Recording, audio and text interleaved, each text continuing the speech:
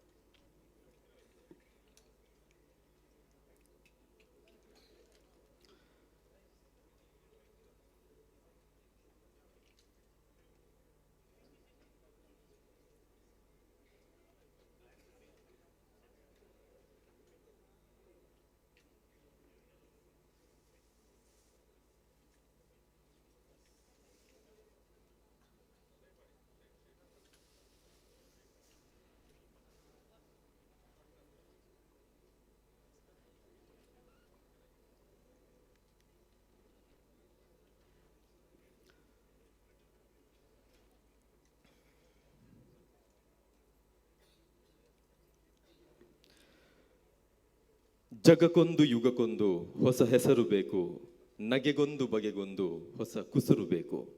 ಹೊಸತನವೇ ಜೀವನದ ಮೈಸಿರಿಯ ಲಾಸ್ಯ, ಹೊಸತನವೇ ಮನುಜತೆಯ ಪ್ರಗತಿಯ ರಹಸ್ಯ ಅನ್ನೋದು ಅಡಿಗರ ಮಾತು. ಹೊಸ ಹೊಸ ಸದ್ವಿಚಾರಗಳೊಂದಿಗೆ, ಸಚ್ಚಿಂತನೆಗಳೊಂದಿಗೆ ಪ್ರತಿ ವರ್ಷವೂ ಕೂಡ ಹೊಸತನ್ನ ಹೊತ್ತು ತರ್ತಾ ಇದೆ ಲಿಟ್ ಫೆಸ್ಟ್. ಹೌದು, 8ನೇ ಆವೃತ್ತಿಗೆ ಕಾಲಿಟ್ಟಿದ್ದೇವೆ. ಮತ್ತದೇ ಹೊಸ ವಿಚಾರಗಳನ್ನು, ಮಂಗಳೂರಿನ ಜನತೆಗೆ ಹೊಸ ಚಿಂತನೆಗಳನ್ನು ಮೂಡಿಸುವಂಥ ಪ್ರಯತ್ನ ಆಗ್ತಾ ಇದೆ.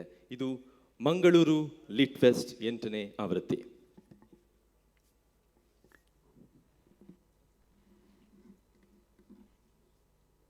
A very good morning, esteemed dignitaries, respected scholars, honored guests, and fellow lovers of literature. From its earliest expression in spoken word to its enduring presence in written form, Literature has remained a vital record of human thought and cultural consciousness. Through manuscripts, poetry, and prose, it has shaped intellectual traditions, preserved civilizational knowledge, and engaged with social and philosophical questions of every age. Literature does more than reflect society. It refines understanding, nurtures critical thought, and carries the wisdom of generations beyond time, geography, and language. It is in this spirit that we welcome you to the 8th edition of Mangalore Literature Festival, organized by the Bharat Foundation with our knowledge partners, the Mythic Society, Nitte, Manipal, and ONGC. Over the next 2 days, 10th and 11th of January 2026, this festival becomes a space for dialogue, debate, and discovery, set against the culturally rich backdrop of Mangaluru. ಸಾಹಿತ್ಯಾಸಕ್ತರೇ, 8ನೇ ಆವೃತ್ತಿಗೆ ಬಂದು ಕಾಲಿಟ್ಟಂಥ ಈ Mangaluru lit fest, ಇದರ ಯಶಸ್ಸಿನ ಹಿಂದೆ ಅನೇಕರು ಜೊತೆಯಾದವರಿದ್ದಾರೆ, ಮಾರ್ಗದರ್ಶನವನ್ನು ನೀಡಿದವರಿದ್ದಾರೆ.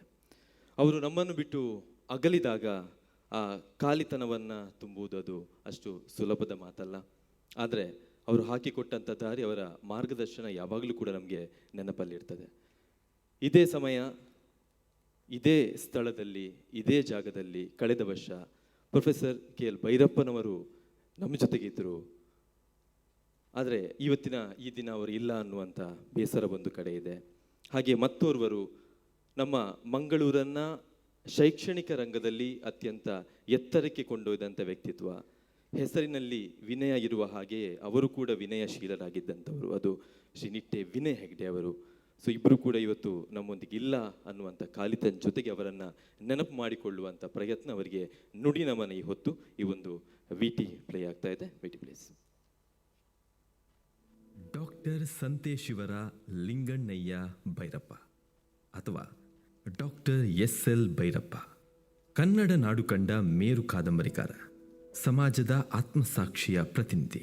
ಮೌಲಿಕ ಸಾಹಿತ್ಯವನ್ನು ರಚಿಸುತ್ತಾ ಅವುಗಳನ್ನು ಸಮಾಜದಲ್ಲಿ ವ್ಯಾಪಕವಾಗಿ ತಲುಪಿಸಲು ಸಹ ಯಶಸ್ವಿಯಾದ ಅಪರೂಪದ ಸಾಧಕ. ಕಷ್ಟದ ಬಾಲ್ಯವನ್ನು ಕಂಡಿದ್ದ ಭೈರಪ್ಪನವರು ಜೀವನದುದ್ದಕ್ಕೂ ಪರೋಪಕಾರದ ದೃಷ್ಟಿಯನ್ನಿಟ್ಟುಕೊಂಡವರು. ಸಾಮಾಜಿಕ ಮೌಲ್ಯಗಳನ್ನು ಸಾರ್ವಜನಿಕ ಮತ್ತು ಕಲಾತ್ಮಕ ಜಗತ್ತಿನಲ್ಲಿ ನಿರ್ಭೀತಿಯಿಂದ ಎತ್ತಿ ಹಿಡಿದವರು. 1931ರಲ್ಲಿ ಜನಿಸಿದ ಭೈರಪ್ಪನವರು ತತ್ವಶಾಸ್ತ್ರದಲ್ಲಿ ಸ್ನಾತಕೋತ್ತರ ಪದವಿಯನ್ನು ಮೈಸೂರು ವಿಶ್ವವಿದ್ಯಾನಿಲಯದಿಂದಲೂ ಮತ್ತು ಸತ್ಯ ಮತ್ತು ಸೌಂದರ್ಯ ಎಂಬ ಸಂಶೋಧನಾ ಪ್ರಬಂಧಕ್ಕಾಗಿ ಬರೋಡಾದ ಮಹಾರಾಜ ಸಯ್ಯಾಜಿರಾವ್ ವಿಶ್ವವಿದ್ಯಾನಿಲಯದಿಂದ ಡಾಕ್ಟರೇಟ್ ಪದವಿಯನ್ನು ಪಡೆದರು. ಹುಬ್ಬಳ್ಳಿ, ಗುಜರಾತ್ ಮತ್ತು ಮೈಸೂರಿನಲ್ಲಿ ಅಧ್ಯಾಪಕರಾಗಿ ಸೇವೆ ಸಲ್ಲಿಸಿದರು. ಸೆಪ್ಟೆಂಬರ್ 24, 2025ರಂದು ಡಾಕ್ಟರ್ SL ಭೈರಪ್ಪನವರು ದಿವಂಗತರಾದರು. ಭೈರಪ್ಪನವರ ಸಾಹಿತ್ಯ ವಿಪುಲವಾದದ್ದು. ನಿರಂತರವಾಗಿ ವರ್ಷಗಳ ಕಾಲ ಒಂದಾದ ಮೇಲೊಂದರಂತೆ ಕಾದಂಬರಿಗಳನ್ನು ಭೈರಪ್ಪನವರು ಬರೆದರು. ಅವರ ಕೃತಿಗಳಲ್ಲಿನ ವಿಷಯ ವೈವಿಧ್ಯತೆ, ವಸ್ತುವಿನ ವಿಸ್ತಾರ ಮತ್ತು ಆಳ ವಿಸ್ಮಯ ಹುಟ್ಟಿಸುವಂಥದ್ದು. ನಾನೇಕೆ ಬರೆಯುತ್ತೇನೆ ಎಂದು ತಮ್ಮನ್ನೇ ಪ್ರಶ್ನಿಸಿಕೊಂಡು ಅವರು ಕಂಡುಕೊಂಡ ಉತ್ತರವನ್ನು ಸ್ಪಷ್ಟವಾಗಿ ತಮ್ಮ ಓದುಗರಿಗೆ ವಿವರಿಸಿದರು. ಸಾಹಿತ್ಯದ ಗುರಿ ಏನು ಎಂಬ ಚರ್ಚೆಯನ್ನು ನಡೆಸುತ್ತಾ ಕನ್ನಡ ಲೋಕದ ಸಾಹಿತ್ಯಿಕ ಚರ್ಚೆಯನ್ನು ನೇರವಾಗಿ ಗಹನಗೊಳಿಸಿದರು. 1958ರಲ್ಲಿ ಮೊದಲ ಕಾದಂಬರಿ ರಚಿಸಿದ ಡಾಕ್ಟರ್ SL ಭೈರಪ್ಪನವರು ಮುಂದಿನ 60 ವರ್ಷಗಳಲ್ಲಿ 24 ಕಾದಂಬರಿಗಳನ್ನು ರಚಿಸಿದರು. ಅವರ ಎಲ್ಲ ಕೃತಿಗಳು ಕನಿಷ್ಠ 16 ಮರುಮುದ್ರಣಗಳನ್ನು ಕಂಡಿವೆ. ಭಾರತದ ಹಲವಾರು ಭಾಷೆಗಳಿಗೂ ಮತ್ತು ಕೆಲವಾರು ವಿದೇಶಿ ಭಾಷೆಗಳಿಗೂ ಭಾಷಾಂತರವಾಗಿವೆ. ಡಾಕ್ಟರ್ SL ಭೈರಪ್ಪನವರ ಸಾಧನೆಯನ್ನು ಪದ್ಮಭೂಷಣ, ಸರಸ್ವತಿ ಸಮ್ಮಾನ್ ಮತ್ತು ಅಕಾಡೆಮಿ ಪ್ರಶಸ್ತಿಗಳನ್ನು ಒಳಗೊಂಡಂತೆ 20ಕ್ಕೂ ಹೆಚ್ಚು ಪ್ರತಿಷ್ಠಿತ ಪ್ರಶಸ್ತಿಗಳ ಮೂಲಕ ಗುರುತಿಸಲಾಗಿದೆ. ಮಂಗಳೂರು ಲಿಟ್ ಫೆಸ್ಟ್ ಜೊತೆಗೆ ಡಾಕ್ಟರ್ SL ಭೈರಪ್ಪನವರದ್ದು ವಿಶಿಷ್ಟ ಸಂಬಂಧ. ಲಿಟ್ ಫೆಸ್ಟ್ನ ಮೊದಲ ಆವೃತ್ತಿಯಿಂದ ಭೈರಪ್ಪನವರೇ ಮಾರ್ಗದರ್ಶಕರು. ಪ್ರತಿ ಆವೃತ್ತಿಗೂ ಮಂಗಳೂರು ಲಿಟ್ ಫೆಸ್ಟ್ ಬೆಳವಣಿಗೆ ಹೊಂದಬೇಕೆಂದು ಆಗ್ರಹಪೂರ್ವಕವಾಗಿ ಹೇಳಿ ಅದನ್ನು ನೋಡಿ ಸಂಭ್ರಮಿಸಿದವರು. Mangaluru lit fest doctor SL ಭೈರಪ್ಪನವರಿಗೆ ಸದಾಭಾರಿ.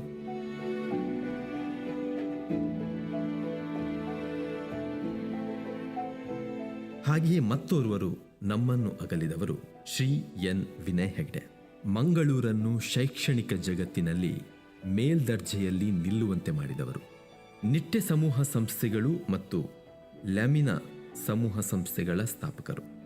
ನಿಟ್ಟೆ ವಿದ್ಯಾಸಂಸ್ಥೆಗಳ ಕುಲಪತಿಗಳಾಗಿದ್ದ ಅವರು 2026 ಜನವರಿ 1 ತಮ್ಮ ಇಹಲೋಕದ ಯಾತ್ರೆಯನ್ನು ಪೂರೈಸಿದರು. ಶ್ರೀ ಎನ್ ವಿನಯ್ ಹೆಗ್ಡೆ ಅವರು ಕರಾವಳಿ ಸಾಂಸ್ಕೃತಿಕ ಜಗತ್ತಿನ ಅಗ್ರಗಣ್ಯರು, ಮಾರ್ಗದರ್ಶಕರು ಆಗಿದ್ದರು.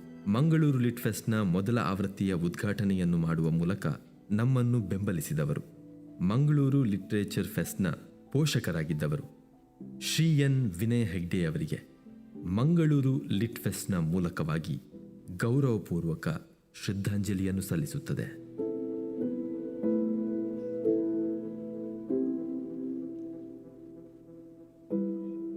Doctor SL. ಭೈರಪ್ಪನವರಿಗೆ ಹಾಗೂ ಶ್ರೀ ನಿಟ್ಟೆ ವಿನಯ್ ಹೆಗ್ಡೆ ಅವರ ಒಂದು ಗೌರವಕ್ಕಾಗಿ ದಯವಿಟ್ಟು ಎಲ್ಲರೂ ಕೂಡ ಎದ್ದು ನಿಲ್ಲೋಣ.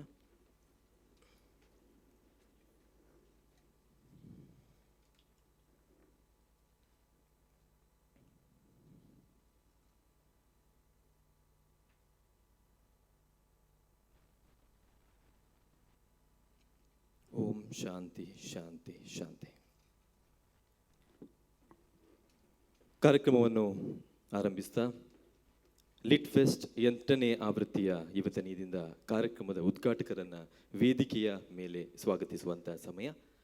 ನಮ್ಮ ಜೊತೆಗೆ ಡಾಕ್ಟರ್ ಮೀನಾಕ್ಷಿ ಜೈನ್, ರಾಜ್ಯಸಭಾ ಸದಸ್ಯರು, ಪದ್ಮಶ್ರೀ ಪುರಸ್ಕೃತರು ಹಾಗೆ ಇತಿಹಾಸ ತಜ್ಞ ನಮ್ಮೊಂದಿಗಿದ್ದಾರೆ. ಹಾಗೆ ಡಾಕ್ಟರ್ ಶತಾವಧಾನಿ ಆರ್ ಗಣೇಶ್, ನಾಡಿನ ಖ್ಯಾತ ಅವಧಾನಿಗಳು ಹಾಗೂ ಬಹುಶ್ರುತ ವಿದ್ವಾಂಸರು. ಡಾಕ್ಟರ್ ರವಿ ಎಸ್, ಗೌರವ ಕಾರ್ಯದರ್ಶಿ mythic society. Captain Brijesh Chowta, managing trustee Bharat foundation ಹಾಗೂ ಮಾನ್ಯ ಸಂಸದರು. ಇವರನ್ನು ವೇದಿಕೆಯ ಮೇಲೆ ಅತ್ಯಂತ ಗೌರವದಿಂದ ಸ್ವಾಗತಿಸ್ತಾ ಇದ್ದೇವೆ.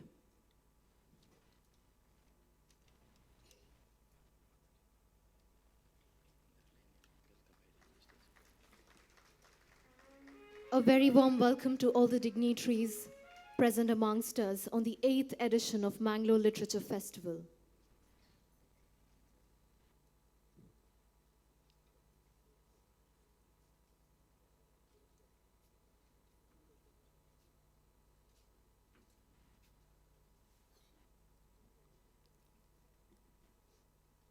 In the pursuit of knowledge, reflection grounds us and guides our purpose. Prayer invites us to seek wisdom and harmony as we believe this festival of ideas. Let us invoke divine blessings from the Almighty. Now I invite Sri Lakshmi Matadamole to kindly come here and invoke us into divine graces of God.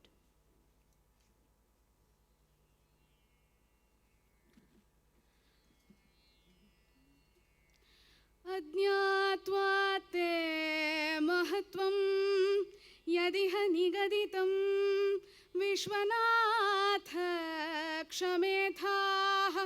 स्तोत्रं चैतसहस्रोत्तरमधिगतरं त्वत्प्रसादाय भूयात्. द्वेधा Narayaneeyam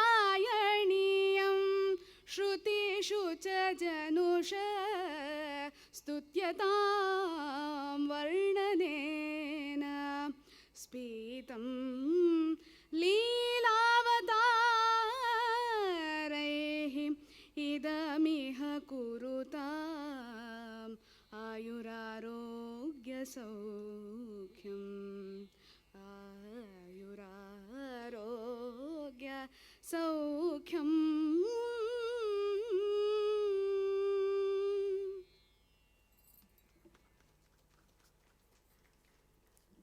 Thank you so much, Sri Lakshmi, for that beautiful rendition.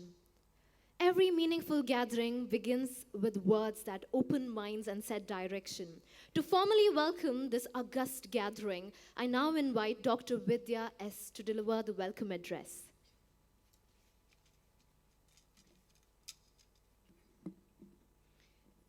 ಎಲ್ಲರಿಗೂ ನಮಸ್ಕಾರ. ವೇದಿಕೆಯಲ್ಲಿರುವಂತಹ ಇವತ್ತಿನ Mangaluru lit ಫೆಸ್ಟಿನ ನಮ್ಮ ಈ ಸಲದ ಪ್ರಶಸ್ತಿಯನ್ನು ಸ್ವೀಕರಿಸಲಿಕ್ಕೆ ಇರುವಂತಹ ರಾಜ್ಯಸಭಾ ಸದಸ್ಯೆ, Padmashri awardee doctor Meenakshi Jain madam, welcome you. ವೇದಿಕೆಯಲ್ಲಿರುವಂತಹ ಇನ್ನೋರ್ವ ಗಣ್ಯರಾದಂತಹ ಡಾಕ್ಟರ್ ಶತಾವಧಾನಿ ಆರ್ ಗಣೇಶ್ ಅವರನ್ನು ಕೂಡ ಎಲ್ಲರ ಪರವಾಗಿ ಅತ್ಯಂತ ಪ್ರೀತಿಯಿಂದ ಸ್ವಾಗತಿಸ್ತಾ ಇದ್ದೇನೆ. ಮಿಥಿಕ್ ಸೊಸೈಟಿಯ ಗೌರವ ಕಾರ್ಯದರ್ಶಿಗಳಾಗಿರುವಂತಹ ಭಾರತ್ ಅರ್ತ್ ಮೂವರ್ಸ್ ಲಿಮಿಟೆಡ್ನ ಡೈರೆಕ್ಟರ್ ಹಾಗೂ ಹಿಂದೂಸ್ತಾನ್ ಏರೋನಾಟಿಕ್ಸ್ನ ಫಾರ್ಮರ್ ಜನರಲ್ ಮ್ಯಾನೇಜರ್ ಆಗಿದ್ದಂತಹ ಡಾಕ್ಟರ್ ರವಿ ಅವರನ್ನು ಕೂಡ ಅತ್ಯಂತ ಪ್ರೀತಿಯಿಂದ ಸ್ವಾಗತಿಸ್ತಾ ಇದ್ದೇನೆ. ವೇದಿಕೆಯಲ್ಲಿರುವಂತಹ ಭಾರತ್ ಫೌಂಡೇಶನ್ನ ಮ್ಯಾನೇಜಿಂಗ್ ಟ್ರಸ್ಟಿ, ಮಾನ್ಯ ಸಂಸದರು ಆಗಿರುವಂತಹ ಕ್ಯಾಪ್ಟನ್ ಬ್ರಿಜೇಶ್ ಚೌಟಾ ಅವರನ್ನು ನೆರೆದ ಎಲ್ಲರ ಪರವಾಗಿ ಅತ್ಯಂತ ಪ್ರೀತಿಯಿಂದ ಸ್ವಾಗತಿಸ್ತಾ ಇದ್ದೇನೆ.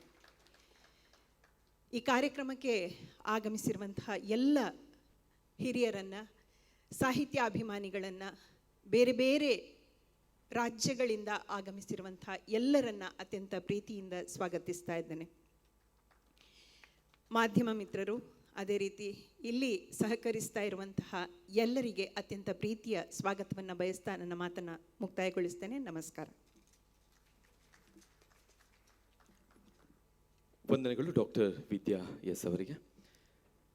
ದೀಪ ಪ್ರಜ್ವಲನೆ ಮೂಲಕ ಉದ್ಘಾಟಿಸುವಂತಹ ಸಮಯ. ಒಂದು ಕಡೆಯಲ್ಲಿ GSS ಅವರು ಹಣತೆಯ ಬಗ್ಗೆ ಮಾತಾಡುವಾಗ ಬಹಳ ಸುಂದರವಾದಂಥ ಸಾಲುಗಳನ್ನು ಹೇಳ್ತಾರೆ. ಯಾವ ಚಿತ್ ಶಕ್ತಿ ಇದು ಸೂರ್ಯನಲ್ಲಿ ಬೆಳಕಾಗಿ, ತಾರೆಯಲ್ಲಿ ಹೊಳಪಾಗಿ, ಬೆಂಕಿಯಲ್ಲಿ ಬಿಸಿಯಾಗಿ ಪ್ರವಹಿಸುವುದು, ಆ ದಿವ್ಯ ಶಕ್ತಿಯು ಇಲ್ಲಿ ಹರಿಯಬೇಕು. ಹಣತೆ ಕಿರಿದಾದರೇನು, ಬೆಳಕ ಬೀರುವ ಶಕ್ತಿ ಹಿರಿದಲ್ಲವೇನು ಅಂತ. ಹೌದು, ಇಂಥ ಈ ಬೆಳಕಿನ ಶಕ್ತಿ, ಸಾಹಿತ್ಯದ ವಿಚಾರಗಳು ನಮ್ಮೆಲ್ಲರಲ್ಲೂ ಕೂಡ ಬೆಳಕನ್ನು ಮೂಡಿಸಲಿ ಅನ್ನುವಂಥ ಆಶಯದೊಂದಿಗೆ ನಮ್ಮ ಜೊತೆಗಿರುವಂಥ ಡಾಕ್ಟರ್ ಮೀನಾಕ್ಷಿ ಜೈನ್ ಅವರು, ಹಾಗೆಯೇ ಜೊತೆಗಿರುವಂಥ ಎಲ್ಲ ಅತಿಥಿಗಳು ಮುಂದೆ ಬಂದು ದೀಪವನ್ನು ಬೆಳಗಿಸಿ ಲಿಟ್ ಫೆಸ್ಟ್ 8ನೇ ಆವೃತ್ತಿಯನ್ನು ಉದ್ಘಾಟಿಸಬೇಕಾಗಿ ಕೇಳಿಕೊಳ್ತೇನೆ.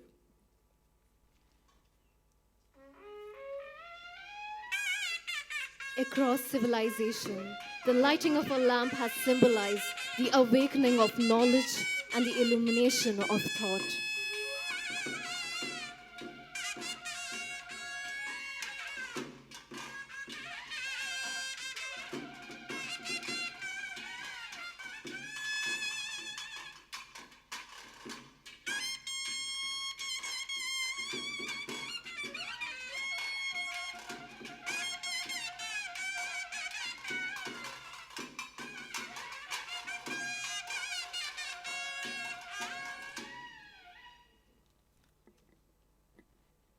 ಈ ದೀಪದ ಬೆಳಕಿನಂತೆ ನಮ್ಮೆಲ್ಲರ ವಿಚಾರಗಳು ಕೂಡ ಬೆಳಗಲಿ.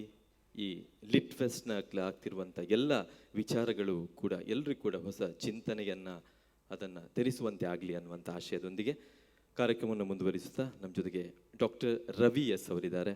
ಮಿಥಿಕ್ ಸೊಸೈಟಿ ಇದರ ಗೌರವ ಕಾರ್ಯದರ್ಶಿಗಳು ನಮ್ಮೆಲ್ಲರನ್ನು ಕೂಡ ಉದ್ದೇಶಿಸಿ ಮಾತಾಡಬೇಕಾಗಿ ಕೇಳಿಕೊಳ್ತೇನೆ.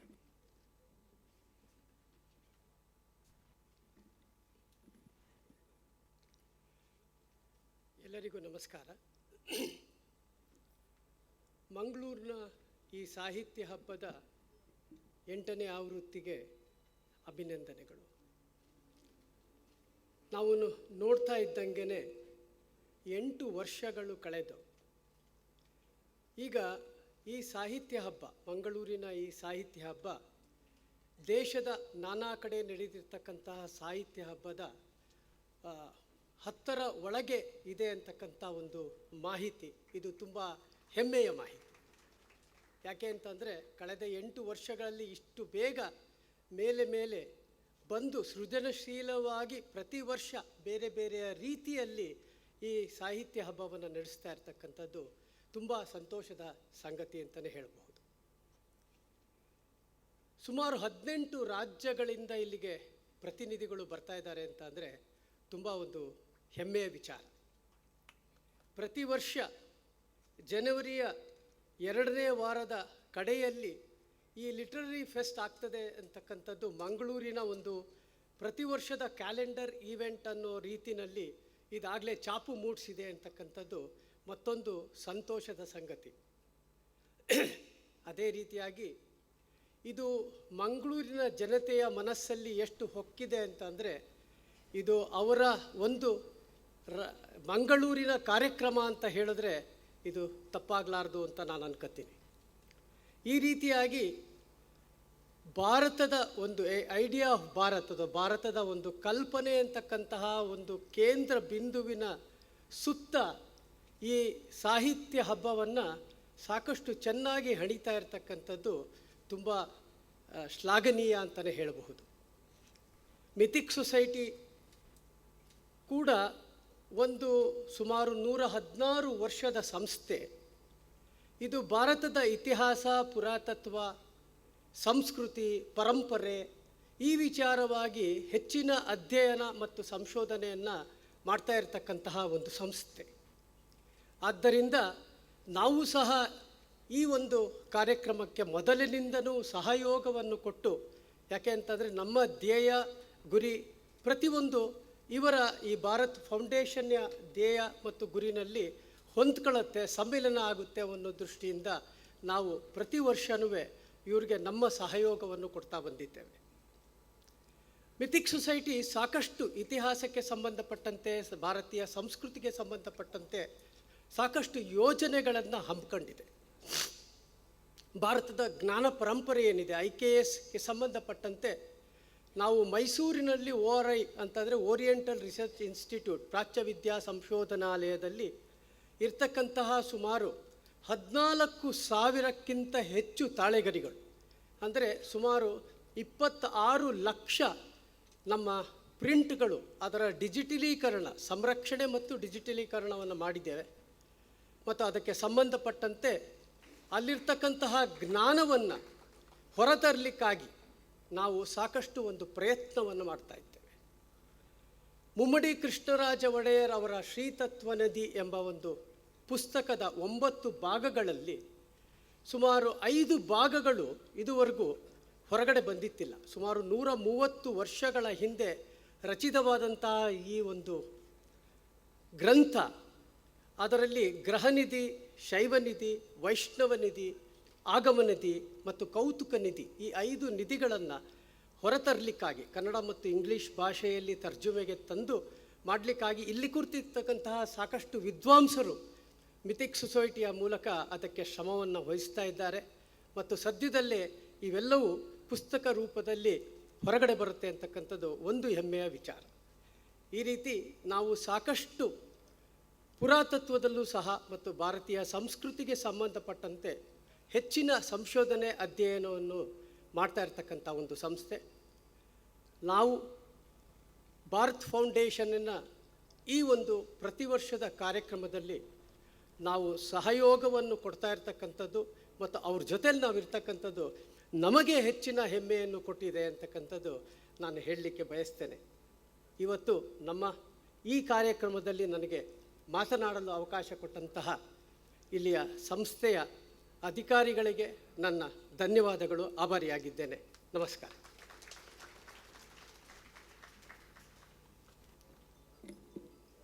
ವಂದನೆಗಳು ಡಾಕ್ಟರ್ ರವಿ ಎಸ್ ಅವರಿಗೆ.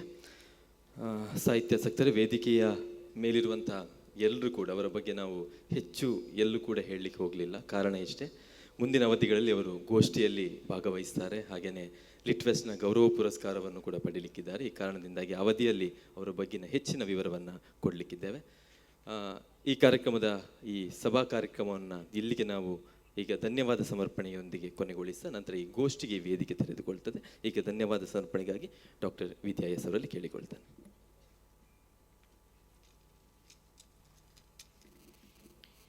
ವೇದಿಕೆಯಲ್ಲಿರುವಂತಹ ಮುಖ್ಯ ಅತಿಥಿಗಳಾಗಿರುವ ರಾಜ್ಯಸಭಾ ಸದಸ್ಯೆ, ಗೌರವಾನ್ವಿತ ಪದ್ಮಶ್ರೀ ಅವಾರ್ಡಿ ಡಾಕ್ಟರ್ ಮೀನಾಕ್ಷಿ ಜೈನ್ ಅವರಿಗೆ ನೆರೆದ ಎಲ್ಲರ ಪರವಾಗಿ ಅನಂತ ಧನ್ಯವಾದಗಳನ್ನು ಸಮರ್ಪಿಸ್ತಾ ಇದ್ದೇನೆ.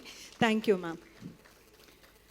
ವೇದಿಕೆಯಲ್ಲಿರುವ ಶತಾವಧಾನಿ ಆರ್ ಗಣೇಶ್ ಅವರಿಗೆ, ಅದೇ ರೀತಿ ಮಿಥಿಕ್ ಸೊಸೈಟಿಯ ಗೌರವ ಕಾರ್ಯದರ್ಶಿಗಳಾಗಿರುವಂತಹ ಡಾಕ್ಟರ್ ರವಿ ಅವರಿಗೆ, ಅದೇ ರೀತಿ ಭಾರತ್ ಫೌಂಡೇಶನ್ನ ಮ್ಯಾನೇಜಿಂಗ್ ಟ್ರಸ್ಟಿ ಹಾಗೂ ಮಾನ್ಯ ಸಂಸದರಾಗಿರುವ ಕ್ಯಾಪ್ಟನ್ ಬ್ರಿಜೇಶ್ ಚೌಟ ಅವರಿಗೆ ಎಲ್ಲರ ಪರವಾಗಿ ಅನಂತ ಧನ್ಯವಾದಗಳು.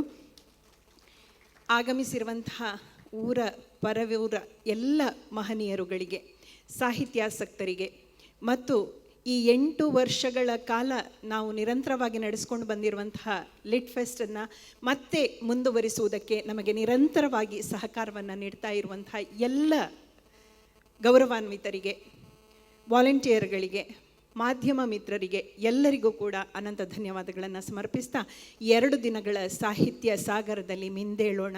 ಮತ್ತೆ ಹೊಸ ಚಿಂತನೆಗಳೊಂದಿಗೆ, ಹೊಸ ಉತ್ಸಾಹದೊಂದಿಗೆ ಮುಂದಿನ ಕಾರ್ಯಗಳನ್ನು ನಡೆಸುವುದಕ್ಕೆ ಕಟಿಬದ್ಧರಾಗೋಣ ಅಂತ ಹೇಳ್ತಾ ಎಲ್ಲರಿಗೂ ಧನ್ಯವಾದಗಳು. ನಮಸ್ಕಾರ.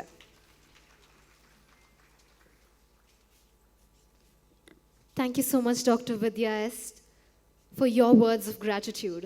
With this inauguration, we open 2 days of dialogue, reflection, and celebration of literature in its many forms. With this, we formally conclude the inaugural ceremony of the 8th Mangalore Literature Festival 2026 and wish everyone an intellectually enriching and memorable festival ahead. Thank you so much, one and all.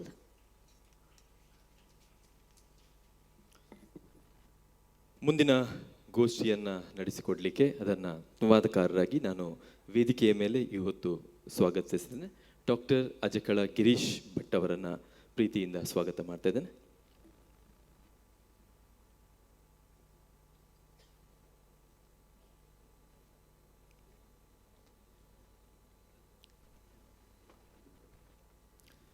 ಈ ಗೋಷ್ಠಿಯ ವಿಷಯ ಸಾಹಿತ್ಯದ ಮುಖಾಂತರ ಮೌಲ್ಯಗಳ ಅನ್ವೇಷಣೆ ಅನ್ನುವಂಥದ್ದು. Doctor ಅಜಕಳ Girish Bhat ಅವರು ನಾವು ಕೇಳಿದಂಥ ನಮ್ಮ ನಾಡಿನೊಬ್ಬ ಖ್ಯಾತರಾಮರು, ಪ್ರಾಧ್ಯಾಪಕನಾಗಿ ಸುಮಾರು 32 ವರ್ಷಗಳ ಅನುಭವಿ, 30ಕ್ಕಿಂತಲೂ ಅಧಿಕ ಪುಸ್ತಕಗಳನ್ನು ಬರೆದವರು, ಕುವೆಂಪು ಭಾಷಾ ಭಾರತಿ ಪ್ರಾಧಿಕಾರ ಇದರ ಅಧ್ಯಕ್ಷರಾಗಿ ಸೇವೆಯನ್ನು ಸಲ್ಲಿಸಿದವರು. ಈ ಹೊತ್ತಿನ ಈ ಗೋಷ್ಠಿಯನ್ನು ಅವರು ಸಂವಾದಕಾರರಾಗಿ ಮುಂದುವರಿಸಬೇಕಾಗಿ ಅವರಲ್ಲಿ ಕೇಳಿಕೊಳ್ತಿದ್ದೇನೆ.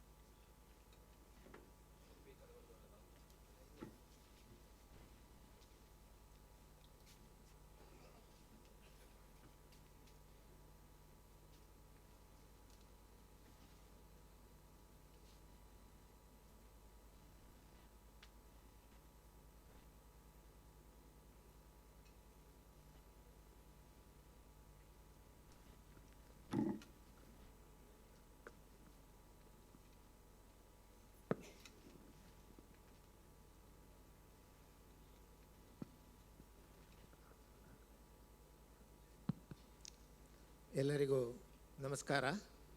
ಇವತ್ತು ಈ ಒಂದು ಸಾಹಿತ್ಯ ಹಬ್ಬದ ಲಿಟ್ ಫೆಸ್ಟಿನ ಮೊದಲ ಗೋಷ್ಠಿ, ಅದರಲ್ಲಿ ಶತಾವಧಾನಿ ಡಾಕ್ಟರ್ ಆರ್ ಗಣೇಶ್ ಅವರ ಜೊತೆಗೆ ಸಂವಾದ. ಶತಾವಧಾನಿ ಡಾಕ್ಟರ್ ಆರ್ ಗಣೇಶ್ ಅವರು ದಯವಿಟ್ಟು ವೇದಿಕೆಗೆ ಬರಬೇಕು ಅಂತ ನಾನು ವಿನಂತಿಸ್ತೇನೆ. ಮುಖ್ಯವಾಗಿ ಸಾಹಿತ್ಯದ ಮುಖಾಂತರ ಮೌಲ್ಯಗಳ ಅನ್ವೇಷಣೆ ಅನ್ನುವ ಒಂದು ವಿಷಯದ ಬಗ್ಗೆ ಈ ಸಂವಾದ ನಡೆಯಲಿದೆ. ಸಂವಾದದ ಹೆಚ್ಚಿನ ಅವಧಿಯನ್ನು ಅವರೇ ಬಳಸಿಕೊಳ್ಬೇಕು ಅಂತ ನಾನು ಕೇಳಿಕೊಂಡಿದ್ದೇನೆ. ಈಗಾಗಲೇ ನಮಗೆ ಸ್ವಲ್ಪ ಸಮಯದ ಕೊರತೆ ಆಗಿದೆ. ಶತಾವಧಾನಿ ಗಣೇಶ್ ಅವರೇ ಯಾಕೆ ಈ ಒಂದು ಸಂವಾದವನ್ನು, ಮೌಲ್ಯಗಳ ಕುರಿತಾದ ಚಿಂತನೆಯನ್ನು ನಡೆಸಲಿಕ್ಕೆ ಯೋಗ್ಯರು ಅನ್ನುವಂಥದ್ದು. ಸಾಮಾನ್ಯವಾಗಿ ನಮಗೆ ಈ ನಿಸರ್ಗದಲ್ಲಿ ಕಂಡಂತಹ ವಿಸ್ಮಯಕಾರಿ ಸಂಗತಿಗಳನ್ನು ನೋಡಿದಾಗ ಹೆಚ್ಚು ನಾವು ಅದರ ಬಗ್ಗೆ ಮಾತಾಡಲಿಕ್ಕೆ ಹೋಗುವುದಿಲ್ಲ. ಆ ವಿಸ್ಮಯವನ್ನು ನೋಡಿ ಸಂತೋಷಪಡುತ್ತೇವೆ, ಅದನ್ನು ಮನಸ್ಸಿನಲ್ಲಿ ತುಂಬಿಸಿಕೊಳ್ಳುತ್ತೇವೆ. ನಮ್ಮ ವಿದ್ವಲ್ಲೋಕದ ವಿಸ್ಮಯದ ಬಗ್ಗೆ ಕೂಡ ಹೆಚ್ಚು ಮಾತಾಡುವುದು ಉಚಿತ ಅಲ್ಲ. ಇವತ್ತು ನೀವು ವಿಕಿಪೀಡಿಯಾದಲ್ಲಿ ನೋಡಿದರೆ ಅವರ ಬಗ್ಗೆ ಬೇಕಾದಷ್ಟು ಮಾಹಿತಿ ಇದೆ. ಅಂತರ್ಜಾಲದಲ್ಲಿ ಅವರ ಹೆಸರನ್ನು ಹಾಕಿದರೆ ಎಷ್ಟು ಬೇಕಾದರೂ ಅವರ ಬಗ್ಗೆ ಮಾಹಿತಿ ಸಿಗ್ತದೆ. ಆದರೂ ಇಲ್ಲಿ ಇರುವ ಕೆಲವು ತರುಣ ಪೀಳಿಗೆಯ ಯುವಕರಿಗಾಗಿ, ಯುವತಿಯರಿಗಾಗಿ 1-2 ಮಾತುಗಳನ್ನು ಮಾತ್ರ ನಾನು ಹೇಳಲಿಕ್ಕೆ ಬಯಸ್ತೇನೆ, ಹೆಚ್ಚು ಸಮಯ ತಿನ್ನದೆ. ನಮ್ಮ ಕನ್ನಡದಲ್ಲಿ ಬಹುಶಃ ಕಲೆ, ಸಾಹಿತ್ಯ, ಕಾವ್ಯಮೀಮಾಂಸೆ, ಕಲಾಮೀಮಾಂಸೆ, ಹೀಗೆ ಇನ್ನು ಶಾಸ್ತ್ರ ವಿಚಾರಗಳು ಯಾವುದೇ ವಿಷಯ ಇರಲಿ ಅದರ ಬಗ್ಗೆ ಒಂದು ಅಧಿಕೃತವಾಗಿ ಮಾತಾಡಬಲ್ಲ, ಅಧ್ಯಯನ ಮಾಡಿದಂತಹ ಒಬ್ಬ ವಿದ್ವಾಂಸರು ಅಂದರೆ ಶತಾವಧಾನಿ ಡಾಕ್ಟರ್ ಗಣೇಶ್.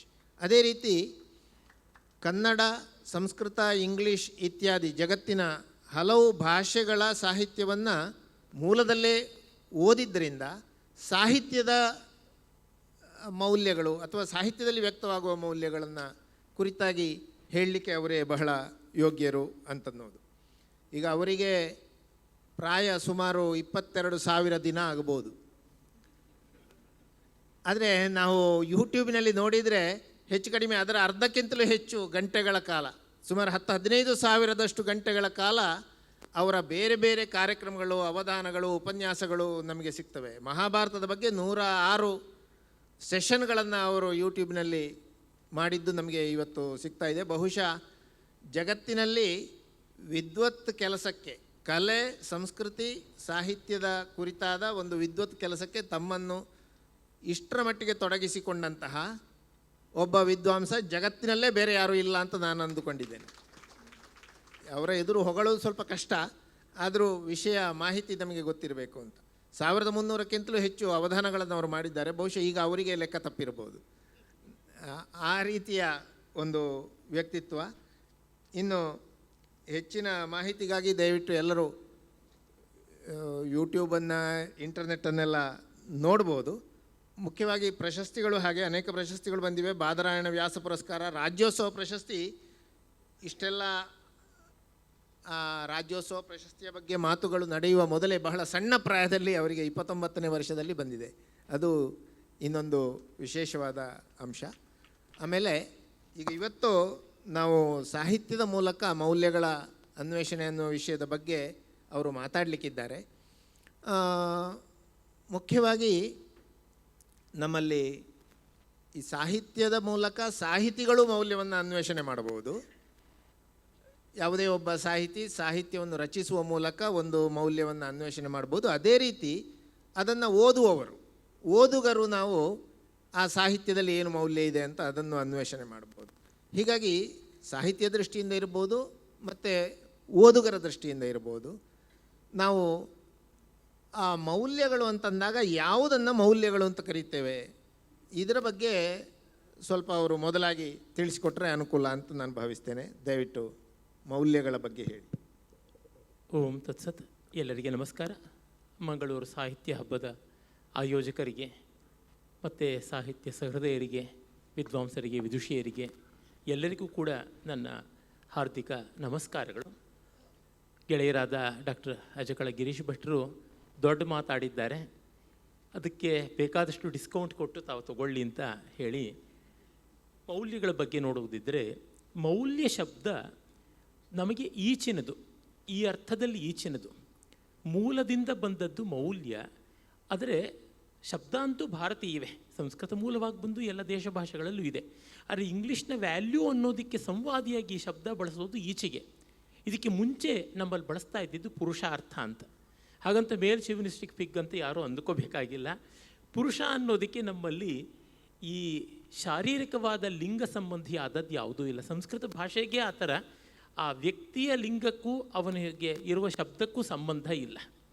ಹಾಗಾಗಿ ಪುರುಷ ಅಂತನ್ನೋದಕ್ಕೆ ನಮ್ಮೊಳಗಿನ ಚೈತನ್ಯ ಅಂತ, ಆ ಚೈತನ್ಯವನ್ನು ಅರ್ಥ ಮಾಡಿಕೊಳ್ಳೋದೇ ಪುರುಷಾರ್ಥ. ನಮ್ಮೊಳಗಿನ ಚೈತನ್ಯವನ್ನು ನಾವು ತಿಳ್ಕೊಳ್ಳೋದೇ ಪುರುಷಾರ್ಥ ಅಂತ. ಹಾಗಾಗಿ ಮೌಲ್ಯ ಅಂದರೆ ನಮ್ಮನ್ನು ನಾವು ಅರಿಯುವುದು, ನಾವು ಯಾರು ಅಂತನ್ನೋದು ಪ್ರಶ್ನೆ ಬರುತ್ತದೆ. ಹಾಗಾಗಿ ಅದು ಫಿಲಾಸಫಿ, ದರ್ಶನಶಾಸ್ತ್ರ ಆಗುತ್ತದೆ. ನಮ್ಮ ನೆಲದ ಮಹಾನುಭಾವರು ಮೌಲ್ಯ ಮೀಮಾಂಸೆ ನಡೆಸಿದ ಅಗ್ರೇಸರರು ಅಂತಂದರೆ ಪ್ರೊಫೆಸರ್ ಎಂ ಹಿರಿಯಣ್ಣನವರು. ಅವರು ಇಂಡಿಯನ್ ಕನ್ಸೆಪ್ಷನ್ ಆಫ್ ವ್ಯಾಲ್ಯೂಸ್ ಅನ್ನುವ ಮಹಾಗ್ರಂಥದಲ್ಲಿ ಅವ್ರು ಹೇಳ್ತಾರೆ, that which has an end in itself is a value ಅಂತ. Facts are discovered and they are described while values are realised. Facts are comprehended while values are realised ಅಂತ. ಅವರು ಮೌಲ್ಯ ಅನ್ನೋದಕ್ಕೆ ವಿರುದ್ಧವಾಗೆಲ್ಲದಿದ್ದರೂ ಅದಕ್ಕೆ ಮತ್ತೊಂದು ಮುಖ ಇರುವುದು ಯಾವುದು ಅಂದರೆ ತಥ್ಯ, ಫ್ಯಾಕ್ಟ್. ಹಾಗಾಗಿ ಇವೆರಡನ್ನೂ ನಾವು ಗಮನಕ್ಕೆ ತಗೋಬೇಕು. ಇದು ಮೌಲ್ಯ ಅಂದರೆ ನಮ್ಮನ್ನು ನಾವು ತಿಳ್ಕೊಳ್ಳೋದು ಅಂತ. ಇದು ಬಹಳ ಪ್ರಾಚೀನ ಕಾಲದಿಂದಲೂ ಇದೆ. ಉದಾಹರಣೆಗೆ ನಮ್ಮ ಅಲ್ಲಮ ಪ್ರಭುದೇವರು ಹೇಳ್ತಾರೆ ಒಂದು ವಚನದಲ್ಲಿ, ತನ್ನ ತಾನರಿದಡೆ ನುಡಿಯೆಲ್ಲ ತತ್ವ ನೋಡ ಅಂತ. ತನ್ನನ್ನು ತಾನು ತಿಳ್ಕೊಳ್ಳೋದು ಅಂತ. ಅಲ್ಲಮ ಪ್ರಭುಗಳು ಅವರು ಹುಟ್ಟಾಕಿ ಇದನ್ನು ಹೇಳ್ತಾ ಇಲ್ಲ. ಯಾಜ್ಞವಲ್ಕ್ಯ ಸ್ಮೃತಿಯಲ್ಲಿ ಅಯಂ ಹಿ ಪರಮೋ ಧರ್ಮ ಯದ್ಯೋಗೇನ ಆತ್ಮದರ್ಶನಂ ಅಂತ ಹೇಳಿದೆ. ಅತ್ಯಂತ ಶ್ರೇಷ್ಠ ಧರ್ಮ ಯಾವುದು ಅಂದರೆ ತನ್ನನ್ನು ತಾನು ತಿಳ್ಕೊಳ್ತಕ್ಕಂಥದ್ದು. ಯೋಗ ಅಂದರೆ ಎಲ್ಲವನ್ನೂ ಒಂದೇ ಅಂತ ಭಾವಿಸಿಕೊಳ್ಳೋದು, ಎಲ್ಲವೂ ಅಭಿನ್ನ ಅಂತ ಭಾವಿಸಿಕೊಳ್ಳೋದು ಅಂತ. ಇದನ್ನು ಭಾಮಹ ಕಾಶ್ಮೀರದಲ್ಲಿದ್ದ ಅಲಂಕಾರಿಕ, ಅವನು 1400 ವರ್ಷಗಳ ಕೆಳಗೆ ಹೇಳ್ತಾನೆ, ಧರ್ಮಾರ್ಥ ಕಾಮ ಮೋಕ್ಷಾಣಂ ವೈಚಕ್ಷಣ್ಯಂ ಕಲಾಸುಚ ಕರೋತಿ ಕೀರ್ತಿಂ ಪ್ರೀತಿಂಚ ಸಾಧು ಕಾವ್ಯ ನಿಷೇವಣಂ ಅಂತ ಮೌಲ್ಯಗಳನ್ನು ತಿಳಿಸಿಕೊಡೋದು, ಅದರೊಳಗೆ ಆನಂದವೂ ಒಂದು ಮಹಾಮೌಲ್ಯ, ಅದು ಸಾಹಿತ್ಯ ಅಂತ. ಮತ್ತು ಕನ್ನಡ ಇದಕ್ಕೆ ವಿರುದ್ಧ ಏನಲ್ಲ ಅನ್ನೋದಕ್ಕೆ ಕನ್ನಡದ ಉಪಲಬ್ಧ ಇರುವ ಮೊದಲ ಕೃತಿ ದಂಡಿಯ ಕಾವ್ಯಾದರ್ಶದ ಆಧಾರದ ಮೇಲೆ ಬಂದಂತಹ ಕವಿರಾಜ ಮಾರ್ಗದಲ್ಲಿ ನೋಡಬಹುದು. ಅಧಿಕ ಜನ ಸತ್ಪುರುಷಾರ್ಥ ಪ್ರಧಾನ ಧರ್ಮಾರ್ಥ ಕಾಮ ಮೋಕ್ಷಂಗಳ್ ಆವಾ ಬುಧಜನ ವಿವಿಕ್ತ ಕಾವ್ಯ ಪ್ರಧಾರಿತಾರ್ಥಂಗಳ್ ಅಖಿಳ ಭುವನ ಹಿತಂಗಳ್ ಅಂತ. ಕಾವ್ಯಾವಲೋಕನಕಾರ ನಾಗವರ್ಮನು ಹೇಳ್ತಾನೆ, ನಿರತಿಶಯ ಯಶೋ ನಿಧಾನಂ ಅಪ್ಪುದರಿನ್ ಅರಿಹಂ ಅಪ್ಪುದರಿನಹಂ ಇಹಂ ಪರಂ ಎಂಬುದರ ಎರಡಕ್ಕಂ ಬಂಧುರ ಕಾವ್ಯ ನಿಬಂಧದಿಂ ಹಿತಂ ಪೆರತುಂಟೆ ಅಂತ. ಇಹಪರ ಎರಡಕ್ಕೂ ಸೇರತಕ್ಕಂಥದ್ದು, ಎಲ್ಲ ಮೌಲ್ಯಗಳಿಗೂ ಬೇಕಾದದ್ದು ಸಾಹಿತ್ಯ ಅಂತ. ಅಂದರೆ ಯಾವುದು ಭಾರತೀಯ ಮೌಲ್ಯ ಪ್ರಜ್ಞೆ ಇದೆ ಅದಕ್ಕಿಂತ ಭಿನ್ನವಾಗಿ ಯಾವ ಪ್ರದೇಶದವರು ತಗೊಂಡಿಲ್ಲ ಅನ್ನೋದು ನಮಗೆ ಪರಂಪರೆಯಿಂದ ಗೊತ್ತಾಗುತ್ತದೆ. ಹಿರಿಯಣ್ಣನವರ ಶಿಷ್ಯರಾಗಿದ್ದ ಯಾಮುನಾಚಾರ್ಯರ ವಿದ್ಯಾರ್ಥಿಗಳು ನಮ್ಮ ಡಾಕ್ಟರ್ ಎಸ್ ಎಲ್ ಭೈರಪ್ಪನವರು. ಈ ಸಾಹಿತ್ಯದ ಹಬ್ಬದಲ್ಲಿ ಅವರ ಸಾಹಿತ್ಯದ ಬಗ್ಗೆ ಹೆಚ್ಚು ಚರ್ಚೆ ಮಾಡ್ತೀವಿ. ಅವರು ಈ ಬಗ್ಗೆ ಏನು ಹೇಳ್ತಾರೆ ಅಂತ ನೋಡಿದ್ರೆ, ಮೌಲ್ಯದ ಸ್ಪಷ್ಟ ತರತಮ ಪ್ರಜ್ಞೆ ಇಲ್ಲದ ಯಾವ ಲೇಖಕನೂ ಬಹುದಿನ ಬದುಕುವ ಸಾಹಿತ್ಯವನ್ನು ಸೃಷ್ಟಿಸಲಾರ. ಮೌಲ್ಯ ಪ್ರಜ್ಞೆಯು ವೈಚಾರಿಕ ವಿಮರ್ಶೆಯಿಂದ ಸ್ಪಷ್ಟವೂ ನಿರ್ದಿಷ್ಟವೂ ಆಗುತ್ತದೆಯಾದರೂ ಕೇವಲ ವಿಚಾರವು ಈ ಪ್ರಜ್ಞೆಯನ್ನು ಅಂಕುರಿಸಿ ಬೆಳೆಸಲಾರದು. ಅದು ಮೂಡುವುದು ಅನುಭವ ಅಥವಾ ಸಂವೇದನೆಯಿಂದ. ಸಂವೇದನೆಯಲ್ಲಿ ಸಾಕ್ಷಾತ್ಕಾರವಾಗದೆ ಬರಿಯ ಬುದ್ಧಿಯಿಂದ ತಿಳಿದ ಮೌಲ್ಯಗಳು ನೀರಿಲ್ಲದ ಕೆರೆಯಂಥ ಶುಷ್ಕ ಕಲ್ಪನೆಗಳು. ನೀತಿ ಅನೀತಿಗಳನ್ನು ಮೀರಿದ ಜೀವನದ ಮೂಲಭೂತ ಮೌಲ್ಯಗಳನ್ನು ಅವುಗಳ ಶುದ್ಧ ಅವ್ಯಕ್ತ ಭಾವದಲ್ಲಿ ನಮ್ಮ ಸಂವೇದನೆಗೆ ತಂದುಕೊಡುವುದು ಸಾಹಿತ್ಯದ ಗುರಿಯಾಗಬೇಕು. ನೈತಿಕತೆಯನ್ನು ಮೀರಿದ ಶಿವನೇ ಅದರ ಗುರಿ ಅಂತ. ಅಂದರೆ ಮೌಲ್ಯ ಅಂತನ್ನುವಾಗ ನಮ್ಮನ್ನು ನಾವು ತಿಳ್ಕೊಳ್ಳೋದು ಅತ್ಯುಚ್ಚ ಮೌಲ್ಯ ಅಂತಂದರು, ಅದನ್ನು ಹೈಯೆಸ್ಟ್ ವ್ಯಾಲ್ಯೂ, ಅಬ್ಸಲ್ಯೂಟ್ ವ್ಯಾಲ್ಯೂ ಅಂತಾರೆ. ಆ ದಾರಿನಲ್ಲಿ ಒದಗಿ ಬರ್ತಕ್ಕಂಥದ್ದೆಲ್ಲ ಇನ್ಸ್ಟ್ರುಮೆಂಟಲ್ ವ್ಯಾಲ್ಯೂ ಅಂತ. ಉದಾಹರಣೆಗೆ ನಾನು ಬಹಳ ಕಡೆ ಕೊಟ್ಟಿರೋ ಉದಾಹರಣೆಯನ್ನೇ ಹೇಳಬೇಕಾಗುತ್ತದೆ, ನನಗೆ ಚೆನ್ನಾಗಿದೆ ಅಂತ ಅನಿಸಿದ್ರಿಂದ.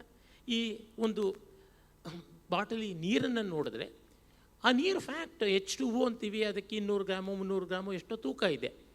ಆದರೆ ಅದು ನನ್ನ ಬದುಕನ್ನು ಉಳಿಸುತ್ತೆ, ಅದು ಬರಗಾಲದಲ್ಲಿ ಬಾಯಾರಿದಾಗ ನನ್ನ ಜೀವನದ ಬೆಲೆಯೇ ಆಗಿಬಿಡುತ್ತೆ ಅಂತ ಭಾವಿಸಿಕೊಂಡು ಅದಕ್ಕೆ ನಾವು ಕೊಡುವ ಗೌರವ.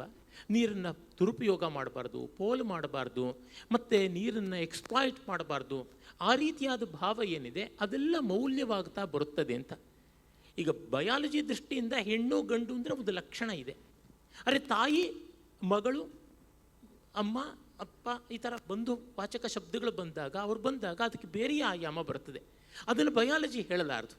ಹೀಗಾಗಿ ಫ್ಯಾಕ್ಟ್ಸ್ ಹೇಳೋಕ್ಕಾಗದೇ ಇರೋದನ್ನು ಮೌಲ್ಯ ಹೇಳುತ್ತೆ. ಫ್ಯಾಕ್ಟ್ಸ್ಗೆ ವಿರುದ್ಧವಲ್ಲ, ಆದರೆ ಅದಕ್ಕಿಂತ ವಿಶಿಷ್ಟವಾದದ್ದು ಯಾವುದೋ ಇದೆ ಅಂತ.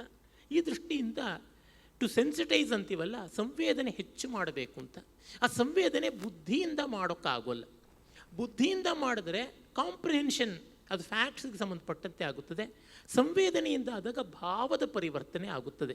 ಈ ದೃಷ್ಟಿಯಿಂದಲೇ ನಮ್ಮಲ್ಲಿ ರಸಸಿದ್ಧಾಂತ ಅಂತ ಬಂದಿದ್ದು.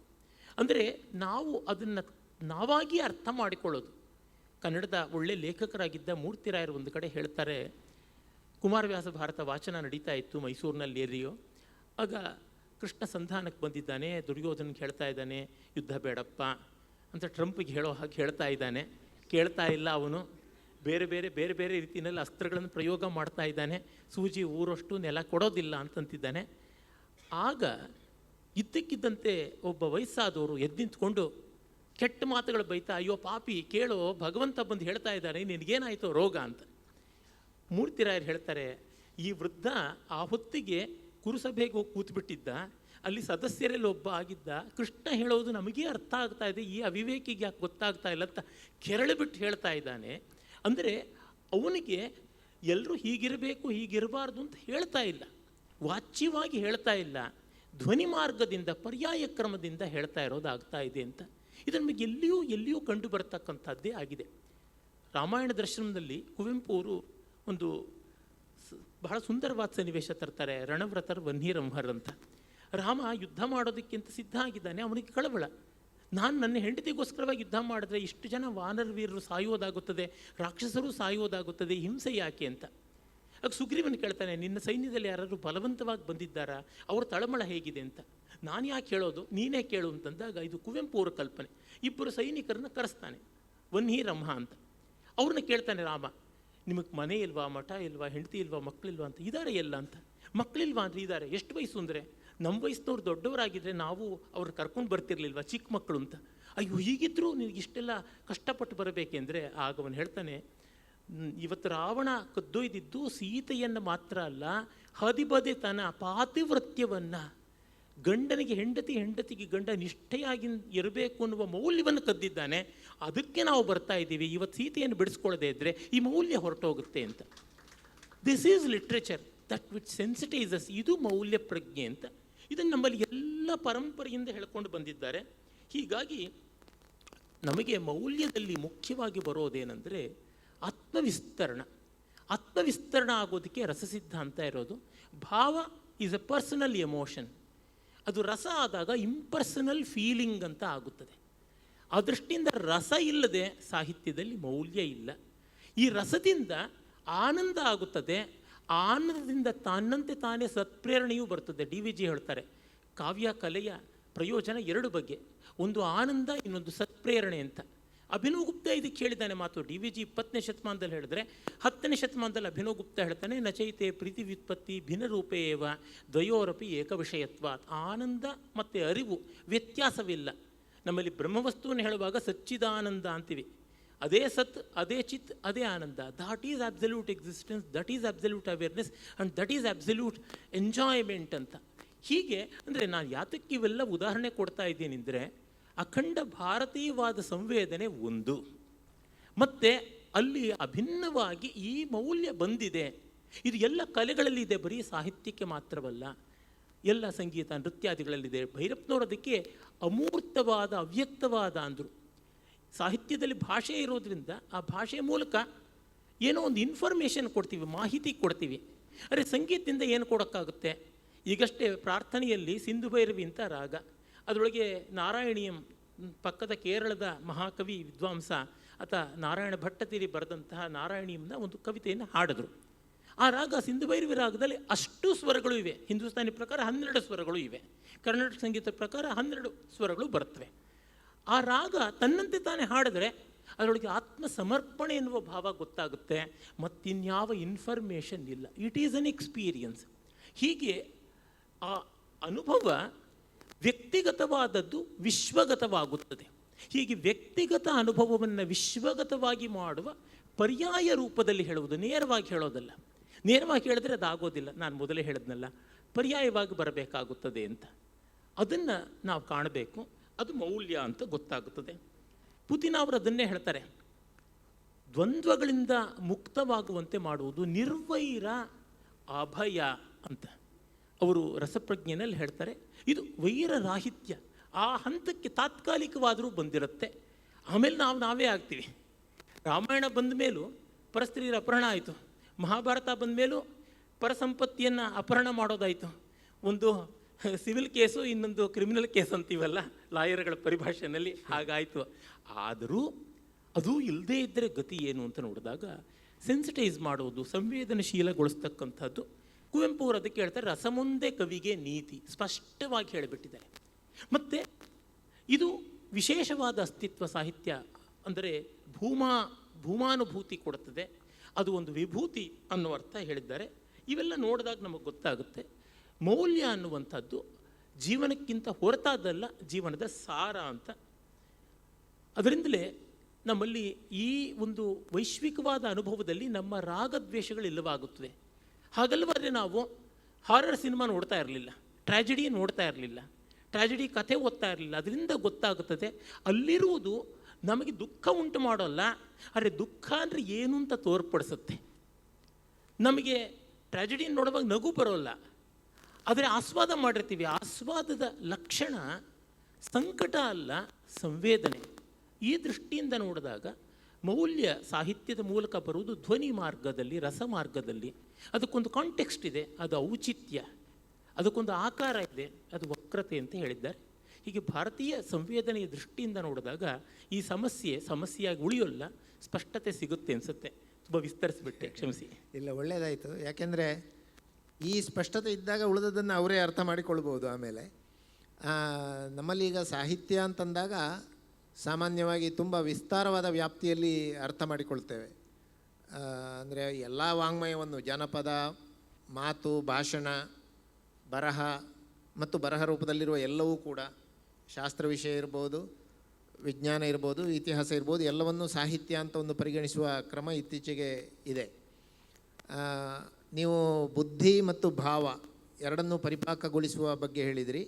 ಹಾಗೆಯೇ ರಸ, ಮುಖ್ಯವಾಗಿ ಕಲ್ಪನಾ ಸಾಹಿತ್ಯ ಈ ಕಲೆ ಆಗಬೇಕು ಅನ್ನುವ ದೃಷ್ಟಿಯಿಂದ, ಮತ್ತು ಅದು ಕಲಾತ್ಮಕವಾಗುವುದರಿಂದಲೇ ರಸಾನುಭವವನ್ನು ನೀಡಬೇಕು ಅನ್ನುವ ನೆಲೆಯಲ್ಲಿ ಕೂಡ ನೀವು ಅದರ ಸೂಕ್ಷ್ಮಗಳನ್ನು, ಧ್ವನಿಗಳನ್ನು ಎಲ್ಲ ಹೇಳಿದಿರಿ. ಆದರೆ ನಮ್ಮಲ್ಲಿ ಈ ವೈಚಾರಿಕ ಸಾಹಿತ್ಯ ಅಥವಾ ತರ್ಕವನ್ನು ಆಧರಿಸಿದಂತಹ ಸಾಹಿತ್ಯ ಕೃತಿಗಳು ಬರ್ತವೆ, ಮತ್ತು ಅವು ನೇರವಾಗಿ ಬಹುಶಃ ಬುದ್ಧಿಗೆ ಪ್ರಚೋದನೆ ನೀಡುವ ರೀತಿಯಲ್ಲಿರ್ತವೆ. ಅಲ್ಲಿ ಮೌಲ್ಯಗಳ ಪ್ರತಿಪಾದನೆ ಬಹಳ ನೇರವಾಗಿ ಇರ್ತದೆ, ಮತ್ತು ಯಾವ ಒಂದು ಮೌಲ್ಯವನ್ನು ಒಬ್ಬ ಓದುಗ ಪಡ್ಕೊಳ್ಬೇಕು ಅಂತ ಲೇಖಕ ನಿರೀಕ್ಷಿಸ್ತಾನೋ ಅದನ್ನು ಬಹಳ ನೇರವಾಗಿ ಅಲ್ಲಿ ಹೇಳಲಾಗ್ತದೆ. ನಮ್ಮ ಕನ್ನಡ ಸಾಹಿತ್ಯದ ಒಂದು ಚರಿತ್ರೆಯಲ್ಲಿ ಹೊಸಗನ್ನಡದ ಅವಧಿಯನ್ನು ನಾವು ತಗೊಂಡ್ರೆ ಸುಮಾರು 1900ರಿಂದ, ಅಂದರೆ ಈಗ ಸುಮಾರು 125 ವರ್ಷಗಳಿಂದ ನಾವು ಏನು ಕನ್ನಡ ಸಾಹಿತ್ಯವನ್ನು ಕಾಣ್ತಾ ಇದ್ದೇವೆ ಅದನ್ನು ಹೊಸಗನ್ನಡ ಸಾಹಿತ್ಯ ಅಂತ ಗುರುತಿಸ್ತೇವೆ. ಅದರಲ್ಲಿ ಮೊದಲ ಹಂತದಲ್ಲಿ ರಸಕ್ಕೆ ಮತ್ತು ಭಾವಪೋಷಣೆಗೆ ಹೆಚ್ಚಿನ ಒಂದು ಒತ್ತು ಇತ್ತು. ಸುಮಾರು 1950ರವರೆಗೆ ಮೊದಲ 50 ವರ್ಷಗಳು ಅಂತ ಇಟ್ಕೊಂಡ್ರೆ, ಆನಂತರ ಈ ನವ್ಯ ಕಾವ್ಯದ ಸಂದರ್ಭದಲ್ಲಿ ಮತ್ತು ಮುಖ್ಯವಾಗಿ ನವ್ಯದ ಒಂದು ಧೋರಣೆಯನ್ನು ಕುರಿತಾಗಿ, ನವ್ಯದ ಕಾವ್ಯ ಮೀಮಾಂಸೆ ಏನು, ಹೇಗೆ ಕಾವ್ಯ ಇರಬೇಕು, ಸಾಹಿತ್ಯ ಇರಬೇಕು ಅಂತ ಹೇಳುವಾಗ ಅನೇಕ ಸಾಹಿತಿಗಳು ಈ ಭಾವದ ಬದಲಾಗಿ ಅರ್ಥಕ್ಕೆ ಅಥವಾ ನಾವು ಯೋಚನೆಗೆ ಹಚ್ಚುವ ರೀತಿಯ ರಚನೆಗಳಿರಬೇಕು ಅನ್ನುವ ರೀತಿಯ ಒಂದು ಮೀಮಾಂಸೆ, ಸಾಹಿತ್ಯ ಮೀಮಾಂಸೆಯಲ್ಲಿ ಬಂತು. ಅದರ ನಂತರದ ಹಂತಕ್ಕೆ ಬಂದಾಗ ಸಮಾಜದ, ಮುಖ್ಯವಾಗಿ ನವ್ಯದ 2ನೇ ಹಂತದಲ್ಲಿಯೂ ಅದು ಇತ್ತು, ಸಾಮಾಜಿಕ ಮೌಲ್ಯ ಅಂತ. ನಾವು ಮೌಲ್ಯಗಳನ್ನು ಕೂಡ ವಿಭಾಗ ಮಾಡಿ ಬೇರೆ ಬೇರೆ ಹೆಸರುಗಳಿಂದ ಕರಿತೇವೆ. ನಿಜವಾಗಿ ಮೂಲತಃ ನೀವು ಹೇಳಿದ ಹಾಗೆ ಮೌಲ್ಯ ಅನ್ನೋದು ಆ ಥರ ವಿಭಾಗ ಮಾಡಲಿಕ್ಕೆ ಅಷ್ಟಾಗಿ ಒಗ್ಗದ ಒಂದು ಪರಿಕಲ್ಪನೆ ಆದರೂ ಕೂಡ ಸಾಮಾಜಿಕ ಮೌಲ್ಯ, ಸಾಂಸ್ಕೃತಿಕ ಮೌಲ್ಯ, ಸಾಹಿತ್ಯಿಕ ಮೌಲ್ಯ, ಧಾರ್ಮಿಕ ಮೌಲ್ಯ, ಹೀಗೆ ಅದನ್ನು ವಿಭಾಗ ಮಾಡಿ ಹೇಳುವಂಥ ಕ್ರಮ ಕೂಡ ಇದೆ. ಈ ಸಾಮಾಜಿಕ ಮೌಲ್ಯಗಳ ಒಂದು ಚಿಂತನೆ ಅಂದರೆ ಸಮಾಜವನ್ನು ಇನ್ನಷ್ಟು ಉತ್ತಮಗೊಳಿಸುವಲ್ಲಿ ಸಾಹಿತ್ಯ, ಮುಖ್ಯವಾಗಿ ಕಲ್ಪನಾ ಸಾಹಿತ್ಯ, ವೈಚಾರಿಕ ಸಾಹಿತ್ಯ ಹೇಗಿದ್ದರೂ ಅದೇ ಕೆಲಸವನ್ನು ಮಾಡ್ತದೆ ನೇರವಾಗಿ. ಕಲ್ಪನಾ ಸಾಹಿತ್ಯ ಅಥವಾ ಕಲ್ಪನಾ ಪ್ರಧಾನ ಸಾಹಿತ್ಯ ಕೂಡ ಅದನ್ನೇ ಮಾಡಬೇಕು, ಕತೆ, ಕವನ, ಕಾದಂಬರಿ, ನಾಟಕ ಅನ್ನುವ ಒಂದು ದೃಷ್ಟಿಕೋನ ಇದೆ. ಇದನ್ನು ಹೇಗೆ ಅರ್ಥ ಮಾಡಿಕೊಳ್ಬೋದು ಅಂದರೆ, ಈ ಸಾಮಾಜಿಕ ಮೌಲ್ಯಗಳು ಸಾಹಿತ್ಯ ಕೃತಿಯಲ್ಲಿ ಇರಬೇಕು, ಯಾವ ಥರ ಬರಬೇಕು, ಎಷ್ಟರ ಮಟ್ಟಿಗೆ ಅದಕ್ಕೆ ಪ್ರಾಧಾನ್ಯ ಸಿಗಬೇಕು ಅನ್ನುವ ನೆಲೆಯಲ್ಲಿ ಬಹಳ ಸೊಗಸಾಗಿದೆ. ಏನಂದರೆ, ಸಮಸ್ಯೆಗಳನ್ನೇ ಕೇಂದ್ರದಲ್ಲಿಟ್ಟುಕೊಂಡ ಯಾವ ಕಲೆಯೂ ಕೂಡ ನಿಲ್ಲಲ್ಲ. ಸಮಸ್ಯೆಗಳನ್ನೇ ಗಮನದಲ್ಲಿಟ್ಟುಕೊಂಡಾಗ ಅದು ಸಮಸ್ಯೆಯ ಪರಿಹಾರದ ಕಡೆಗೆ ಹೊರಟೋಗ್ಬಿಡ್ತದೆ. ಆಗ ಅದು ಇನ್ವೆಸ್ಟಿಗೇಟಿವ್ ಆಗುತ್ತೆ, ಜರ್ನಲಿಸ್ಟಿಕ್ ಆಗುತ್ತೆ. ಜರ್ನಲಿಸ್ಟಿಕ್ಕಿಗೆ ಶೆಲ್ಫ್ ಲೈಫ್ ಕಡಿಮೆ, ಬರ್ತಾ ಇರಬೇಕು, ಹೋಗ್ತಾ ಇರಬೇಕು. ನೆನ್ನೆ ಸುದ್ದಿ ಇವತ್ತು ರದ್ದಿ ಅಲ್ಲ, ಈಗಿನ ಸುದ್ದಿ ಇನ್ನೊಂದು ಕ್ಷಣಕ್ಕೆ ರದ್ದಿ ಅಂತ ಆಗ್ತಾ ಇದೆ. ಹೀಗಾಗಿ ಸಮಸ್ಯೆಗಳ ಆಳದಲ್ಲಿರುವ ಮಾನವನ ಮನಃಪ್ರವೃತ್ತಿ ಏನು ಅಂತ ನೋಡಬೇಕು. ಆ ದೃಷ್ಟಿಯಿಂದ ನೋಡಿದಾಗ ಈಗ ಯಾವುದೋ ಒಂದು ವ್ಯಕ್ತಿಯನ್ನು, ಯಾವುದೋ ಒಂದು ಸಮುದಾಯವನ್ನು ಅವಮಾನಕ್ಕೊಳಪಡಿಸ್ತಾ ಇದ್ದಾರೆ, ಶೋಷಣೆಗೊಳಪಡಿಸ್ತಾ ಇದ್ದಾರೆ, ಯಾವುದೋ ಒಂದು ಲಿಂಗಕ್ಕೆ ಸಂಬಂಧಪಟ್ಟಂಥವ್ರನ್ನ ಏನೋ ಮಾಡ್ತಾ ಇದ್ದಾರೆ ಅಂತಂದರೆ ಅದಷ್ಟನ್ನೇ ತೆಗೆದುಕೊಂಡ್ರೆ ಅದಕ್ಕೆ ಬಾಳು ಕಡಿಮೆ. ಅದರ ಆಳದಲ್ಲಿ ಯಾವುದು ಕೆಲಸ ಮಾಡ್ತಾ ಇದೆ ಅಂದರೆ ರಾಗದ್ವೇಷಗಳು ಕೆಲಸ ಮಾಡ್ತಾ ಇವೆ ಅಂತ ಗೊತ್ತಾಗುತ್ತದೆ. ಭೈರಪ್ಪನವರು ಅವರ ಸಾಹಿತ್ಯದಲ್ಲಿ ಅನೇಕ ಸಂದರ್ಭಗಳಲ್ಲಿ ಹೇಳಿದ್ದಾರೆ. ಅದಕ್ಕಾಗಿಯೇ ಬೇರೆ ಗೆಳೆಯರು ಬಂದಿದ್ದಾರೆ, ಅವರ ಕೃತಿಗಳಲ್ಲಿರುವ ಮೌಲ್ಯಗಳ ಮೀಮಾಂಸೆಯನ್ನೇ ತೋರಿಸೋದಕ್ಕೆ ಬಂದಿದ್ದಾರೆ. ಅದಕ್ಕೆ ನಾನು ಅಲ್ಲಿಗೆ ಹೋಗೋಲ್ಲ. ಆದರೆ ಇಷ್ಟನ್ನಂತೂ ಹೇಳ್ತೀನಿ, ನಾವು ಹೆಚ್ಚು ಆಳಕ್ಕೆ ಹೋದರೆ ಒಳ್ಳೆಯದು. ಉದಾಹರಣೆಗೆ ಒಂದು ರಸಾಯನಶಾಸ್ತ್ರ ತೆಗೆದುಕೊಂಡ್ರೆ ಫಿಸಿಕಲ್ ಪ್ರಾಪರ್ಟೀಸ್ ಅಂತ ಹೇಳ್ತಾರೆ. ನೋಡ್ತಿದ್ದಂತೆಯೇ ಈಗ ಇಜ್ಜಲು ಕಾರ್ಬನ್ ಅಂತ ಕರಿತೀವಿ, ಇಂಗಾಲ, ಅದು ಮುಟ್ಟಿದ್ರೆ ಕೈ ಕಪ್ಪಾಗುತ್ತೆ ಅಂತ ಹೇಳೋದಿರ್ಬೋದು. ಮತ್ತು ಅದು ಒಂದು ಪದರವಾಗಿರುತ್ತೆ ಅಂತ ಹೇಳ್ಬೋದು. ಅದು ತೂಕ ಯಾವ ಥರ ಇದೆ ಅಂತ ಹೇಳ್ಬೋದು. ಇವೆಲ್ಲ ಫಿಸಿಕಲ್ ಪ್ರಾಪರ್ಟೀಸ್. ಅದು ಬೇರೆ ಬೇರೆ ಮೂಲ ಧಾತುಗಳ ಜೊತೆಗೆ, ಎಲಿಮೆಂಟ್ಸ್ ಜೊತೆಗೆ ಸೇರುತ್ತಾ ಬಿಡುತ್ತಾ ಏನಾಗುತ್ತೆ ಅಂದರೆ ಅದು ಕೆಮಿಕಲ್ ಪ್ರಾಪರ್ಟೀಸ್ ಅಂತೀವಿ. ಈಗ ಒಬ್ಬ ವ್ಯಕ್ತಿನ ವೈದ್ಯ ನೋಡಿಬಿಟ್ಟು, ಹೊರಗಡೆಯಿಂದ ನೋಡಿಬಿಟ್ಟು ಅವ್ರ ಮೈ ಹಳದಿ ಆಗಿದೆ, ಕಣ್ಣು ಹಳದಿ ಆಗಿದೆ, ಜಾಂಡೀಸ್ ಬಂದಿದೆಯಾ, ಅರಸಿನ ಕಾಮಾಲಿಯಾ ಏನು ಅಂತ ಹೇಳ್ತಾನೆ. ಆದರೆ ಅವನು ರಕ್ತ ಪರೀಕ್ಷೆ ಮಾಡಿದಾಗ, ಅಂದರೆ ಕ್ಲಿನಿಕಲ್ ಪಿಕ್ಚರ್ಗಿಂತ ಹೊರತಾಗಿ ಪೆಥಾಲಜಿಕಲ್ ಪಿಕ್ಚರ್ ಅಂತೀವಲ್ಲ, ಅದನ್ನು ಕೊಟ್ಟಾಗ ಅದಿನ್ನೂ ನಿಷ್ಕೃಷ್ಟವಾಗುತ್ತದೆ. ಈಗ ಎಷ್ಟೋ ಜನಕ್ಕೆ ಒಂದು ಹಾಡನ್ನು ಕೇಳಿದ್ರೆ ಅದು ಸ್ಥೂಲವಾಗಿ ಏನೋ ಇನ್ನೊಂದು ಹಾಡನ್ನು ಹೋಲುತ್ತೆ ಅಂತ ಗೊತ್ತಾಗುತ್ತೆ. ಇಟ್ ರಿಸಂಬಲ್ಸ್ ಎ ಟ್ಯೂನ್ ಅಂತ, ಒಂದು ಮಟ್ಟಿಗೆ ಹತ್ತಿರ ಅಂತ. ಸಂಗೀತ ವಿದ್ವಾಂಸನಿಗೆ ಅಲ್ಲಿರುವ ಶ್ರುತಿಗಳು ಯಾವುದು, ಅಲ್ಲಿಂದ ಸ್ವರ ಯಾವುದು, ಅದು ರಾಗ ಯಾವುದು ಅಂತ ಗೊತ್ತಾಗುತ್ತದೆ. ಹೀಗೆ ಆಳಕ್ಕೆ ಹೋದಾಗ ಮೂಲಭೂತವಾಗಿರೋದು ಮನುಷ್ಯನ ಸ್ಥಾಯಿ ಭಾವಗಳು, ವ್ಯಭಿಚಾರಿ ಭಾವಗಳು ಅಂತ ಭರತ ಹೇಳಿದ್ದು ಗೊತ್ತಾಗುತ್ತದೆ. ರತಿ, ಹಾಸ, ಕ್ರೋಧ, ಜುಗುಪ್ಸೆ ಇತ್ಯಾದಿಗಳು ಅಂತ. ಆ ಮೂಲ ಭಾವಗಳಿಗೆ ಹೋದಾಗ ಈ ಶೋಷಣೆಯಾಗಲಿ, ಹಿಂಸೆಯಾಗಲಿ, ದೌರ್ಜನ್ಯವಾಗಲಿ, ಪ್ರೀತಿಯಾಗಲಿ ಯಾವುದೋ ಒಂದು ಸನ್ನಿವೇಶದಿಂದ ಬರುವುದು ಹೌದಾದರೂ ಆ ಸನ್ನಿವೇಶದ ಆಳ ನಮ್ಮೊಳಗಿದೆ. ಡಿ ವಿ ಜಿಯವರು ಹೇಳ್ತಾರಲ್ಲ, ಪಾಶಗಳು ಹೊರಗೆ, ಕೊಂಡಿಗಳು ನಮ್ಮೊಳಗೆ. ಪಾಶ ಹಾಕುತ್ತೆ ಆಶಯ ಪ್ರಲೋಭನೆಯ ಪಾಶ. ಆ ಪಾಶ ನಮ್ಮ ಮೈ ಮೇಲೆ ಯಾಕೆ ಸಿಕ್ಕಾಕೊಳುತ್ತೆ ಅಂದರೆ ಇಲ್ಲಿ ಕೊಂಡಿಗಳಿವೆ. ಆ ಪಾಶ ಬಂದ ತಕ್ಷಣ ಸಿಕ್ಕಾಕೊಳ್ಳುತ್ತೆ ಕೊಂಡಿಗೆ. ಕೊಂಡಿ ಇಲ್ಲದೇ ಪಾಶ ಬಿದ್ದು ಹೋಗ್ಬಿಡುತ್ತದೆ ಅಂತ. ಹೀಗಾಗಿ ಅಂತರಂಗದ ಆಳದಲ್ಲಿರುವ ರಾಗದ್ವೇಷಗಳನ್ನು ಗಮನಿಸಿಕೊಳ್ಳಬೇಕು ಅಂತಂತಾರೆ. ಇದು ಬಹಳ ಅಡಿಗರ ಗೋಪಾಲ ಕ್ಷಮಿಸಬೇಕು, ನರಸಿಂಹಸ್ವಾಮಿಯವರು ಹೇಳ್ತಾರಲ್ಲ, ಇಲ್ಲಿ ಅಗೆವ ಬುದ್ಧಿಗೆ ಉಂಟು ಅನಂತ ಅವಕಾಶ ಅಂತ. ಅಗದಷ್ಟೂ ಇದೆ, ಅಗೆಯಬೇಕು, ಅಲ್ಲಿಗೆ ಹೋಗಬೇಕು ಅಂತ. ಹೀಗಾಗಿ ಕಲ್ಪನಾ ಸಾಹಿತ್ಯದಲ್ಲಿ ಮೂಲಭೂತವಾಗಿ ಸಾಮಾಜಿಕವಾದಂಥ, ಸಾಂಸ್ಕೃತಿಕವಾದ ಎಲ್ಲದರ ಆಳದಲ್ಲಿ ನಮ್ಮ ಇಷ್ಟಾನಿಷ್ಟಗಳು, ರಾಗದ್ವೇಷಗಳ ಕೆಲಸ ಮಾಡ್ತಾ ಇವೆ ಅನ್ನೋದನ್ನು ಗಮನಿಸಿಕೊಂಡಾಗ ಈ ಜಾತಿಯವನಿಗೂ ಅದೇ, ಆ ಜಾತಿಯವನಿಗೂ ಅದೇ, ಈ ಲಿಂಗಕ್ಕೂ ಅದೇ, ಆ ಲಿಂಗಕ್ಕೂ ಅದೇ, ಈ ದೇಶಕ್ಕೂ ಅದೇ, ಆ ದೇಶಕ್ಕೂ ಅದೇ, ಈ ಕಾಲಕ್ಕೂ ಅದೇ, ಆ ಕಾಲಕ್ಕೂ ಅದೇ ಅಂತ ದೇಶ, ಕಾಲ, ವಸ್ತು. ವಸ್ತು ಅಂದರೆ ಒಂದು ಆಕಾರ, ದೇಶ, ಕಾಲ, ಇವು ಮೂರನ್ನೂ ಮೀರಿದ ಒಂದು ನೆಲೆಯಲ್ಲಿ ಕೂಡ ಇವುಗಳು ಇವೆ ಅಂತ ಗೊತ್ತಾಗುತ್ತದೆ. ಆಗ ಸಾಹಿತ್ಯ ಸಾರ್ವಕಾಲಿಕವಾಗುತ್ತದೆ, ಅದು ಹೇಳುವ ಮೌಲ್ಯಗಳು ಸಾರ್ವಕಾಲಿಕವಾಗುತ್ತವೆ, ಯಾರಿಗೂ ಇಷ್ಟ ಆಗುತ್ತದೆ. ಇಲ್ಲದೇ ಇದ್ದರೆ ಹೋಮರ್ ನಮಗೆ ಇವತ್ತು ಯಾಕೆ ಇಷ್ಟ ಆಗ್ತಾ ಇದ್ದ, ಅಥವಾ ನಮ್ಮ ವ್ಯಾಸ ವಾಲ್ಮೀಕಿ ಅವ್ರಿಗೆ ಯಾತಕ್ಕೆ ಅಷ್ಟು ಬೇಕಾಗ್ತಾ ಇದ್ದ, ನಮ್ಮ ಶೂದ್ರಕ ಯಾಕೆ ಬೇಕಾಗ್ತಾ ಇದ್ದ, ಒಂದು ಕಾಲದ ಇನ್ನೊಂದು ಭಾಷೆಯ ಸಾಹಿತ್ಯ ನಮಗೆ ಯಾಕೆ ಬೇಕು. ಉದಾಹರಣೆಗೆ ನಾವು ನಮ್ಮ ಕನ್ನಡ ಸಾಹಿತ್ಯದಲ್ಲಿ ನೋಡಿದ್ರೆ ಎಷ್ಟೋ ಕೃತಿಗಳು ಬಂದಿವೆ 1000 ವರ್ಷದಲ್ಲಿ. ಕೆಲವನ್ನು ಮಾತ್ರ ಜನ ಯಾಕೆ ಇಷ್ಟಪಡ್ತಾರೆ ಅಂದರೆ ಅವು ಈ ಅಗ್ನಿ ಪರೀಕ್ಷೆಯಲ್ಲಿ ತೇರ್ಗಡೆಯಾಗಿವೆ ಅಂತ ಗೊತ್ತಾಗುತ್ತದೆ. ನಾವು ಎತ್ತರ ಮುಟ್ತೀವೋ ಬಿಡ್ತೀವೋ. ಬ್ರೌನಿಂಗ್ ಕವಿ ಹೇಳ್ತಾನೆ, ಶೇಕ್ಸ್ಪಿಯರ್ ಆಗೋದಕ್ಕೆ ಪ್ರಯತ್ನ ಪಡೋಣ, ಅಲ್ಲಿ ವಿಫಲರಾದರೂ ಪರವಾಗಿಲ್ಲ, ಆ ದೊಡ್ಡ ದೃಷ್ಟಿ ಇರಬೇಕು ಅಂತ ಅನಿಸುತ್ತೆ. ಅದು ಬಹಳ ಬೇಕು. ನೀವು ಬಹುಶಃ ಭೈರಪ್ಪನವರ ಒಂದು ಮಾತನ್ನು ಆಗ ಉಲ್ಲೇಖ ಮಾಡಿದ್ರಿ, ಮೌಲ್ಯ ಪ್ರಜ್ಞೆ ಇಲ್ಲದ ಲೇಖಕ ಬಹಳ ದೀರ್ಘಕಾಲ ಬಾಳುವಂತಹ ಸಾಹಿತ್ಯವನ್ನು ರಚಿಸಲಾರ ಅನ್ನುವಂಥದ್ದು. ಮೌಲ್ಯ ಪ್ರಜ್ಞೆ, ಅದಕ್ಕೆ ಇನ್ನೊಂದು ಮಾತನ್ನು ಸೇರಿಸ್ಬೋದು ಅಂತ ಅನಿಸ್ತದೆ. ಅದೇನೆಂದರೆ, ಮೌಲ್ಯ ಪ್ರಜ್ಞೆ ಇಲ್ಲದ ಅಥವಾ ಮೌಲ್ಯ ಶೋಧನೆ ಮಾಡದ ಲೇಖಕ ಕೂಡ ದೀರ್ಘಕಾಲ ಬಾಳಲಾರ ಅಂತ. ಅಂದರೆ ಲೇಖಕ ಬಾಳಲಾರ ಅಂದರೆ ದೀರ್ಘಕಾಲ ಸಾಹಿತ್ಯ ರಚನೆ ಮಾಡಲಿಕ್ಕೆ ಆಗೋದಿಲ್ಲ ಅಂತ. ಅದರ ಸರಕು ಬಹಳ ಬೇಗ ಬರಿದಾಗಿ ಹೋಗ್ತದೆ ಅನ್ನುವಂಥದ್ದನ್ನು ಕೂಡ ನಾವು ಹೇಳ್ಬೋದು ಅಂತ. ಇಶ್ಯೂಸ್ ಸೃಷ್ಟಿ ಮಾಡಬೇಕಾಗುತ್ತೆ. ಹೌದು. ಆಮೇಲೆ ಈಗ ಮುಂದಕ್ಕೆ ಒಂದು ಮುಖ್ಯವಾದ ಅಂಶ, ನಮಗೆ ಸಮಯ ಕಡಿಮೆ ಇರೋದರಿಂದ ನಮ್ಮಲ್ಲಿ ಈಗ ಈ ಸಾಹಿತ್ಯದ ಬೋಧನೆ, ಭಾಷೆಯ ಬೋಧನೆ ಮತ್ತು ಸಾಹಿತ್ಯದ ಬೋಧನೆ ಅನ್ನುವಂಥದ್ದು ಇವತ್ತು ದೊಡ್ಡ ಒಂದು ಬಿಕ್ಕಟ್ಟಿನ ಪರಿಸ್ಥಿತಿಯಲ್ಲಿ ಇರುವುದನ್ನು ನಾವು ಕಾಣ್ತಾ ಇದ್ದೇವೆ.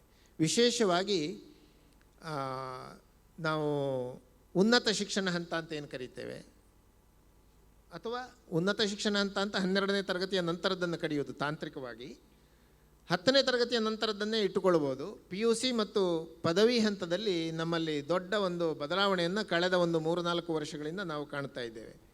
ಅಟೋನಮಸ್ ಕಾಲೇಜುಗಳು ಮತ್ತು ಡೀಮ್ಡ್ ಯೂನಿವರ್ಸಿಟಿಗಳಲ್ಲಿ ಏನಾಗ್ತಾ ಇದೆ ಅಂದರೆ, ಈ ಭಾಷೆಯ ಬೋಧನೆಯನ್ನು ತುಂಬ ಕಡಿಮೆ ಮಾಡ್ತಾ ಇದ್ದಾರೆ. ಬೋಧನೆಯ ಅವಧಿ ವಾರಕ್ಕೆ ಇಷ್ಟು ಗಂಟೆ ಅಂತ ಏನಿದೆ, ಅದು ಕನ್ನಡದ ಮೇಲೆ ಮಾತ್ರ ಅಲ್ಲ, ಒಟ್ಟಾಗಿ ಭಾಷೆಯ ಮೇಲೆ ಪರಿಣಾಮ ಬೀರ್ತಾ ಇದೆ. ಈ ಭಾಷೆಯ ಬೋಧನೆ ಕಡಿಮೆ ಆಗಿರುವುದರಿಂದ ಮತ್ತು ಎಲ್ಲದಕ್ಕಿಂತ ಮುಖ್ಯವಾಗಿ ಈ ಬೋಧನೆಯ ಅವಧಿ ಕಡಿಮೆ ಆಗುವುದು ಅಷ್ಟು ದೊಡ್ಡ ಇಶ್ಯೂ ಅಲ್ಲ. ಆ ಭಾಷೆ ಮತ್ತು ಸಾಹಿತ್ಯಕ್ಕೆ ಪ್ರಾಧಾನ್ಯವೇ ಇಲ್ಲ ನಮ್ಮ ಜೀವನದಲ್ಲಿ. ಸಿ ಇ ಟಿಯಲ್ಲಿ ಉತ್ತಮ ಅಂಕ, ಟ್ರಿಪಲ್ ಇ ಮತ್ತು ಏನು ಬೇರೆ ಬೇರೆ ಕಾಂಪಿಟೇಟಿವ್ ಪರೀಕ್ಷೆಗಳಿದೆಯಲ್ಲ, ಅದರಲ್ಲಿ ಅಂಕ ಪಡೆಯುವುದೇ ಪ್ರಧಾನ. ಅದಕ್ಕೆ ಭಾಷೆಗಳು ಮುಖ್ಯವಲ್ಲ.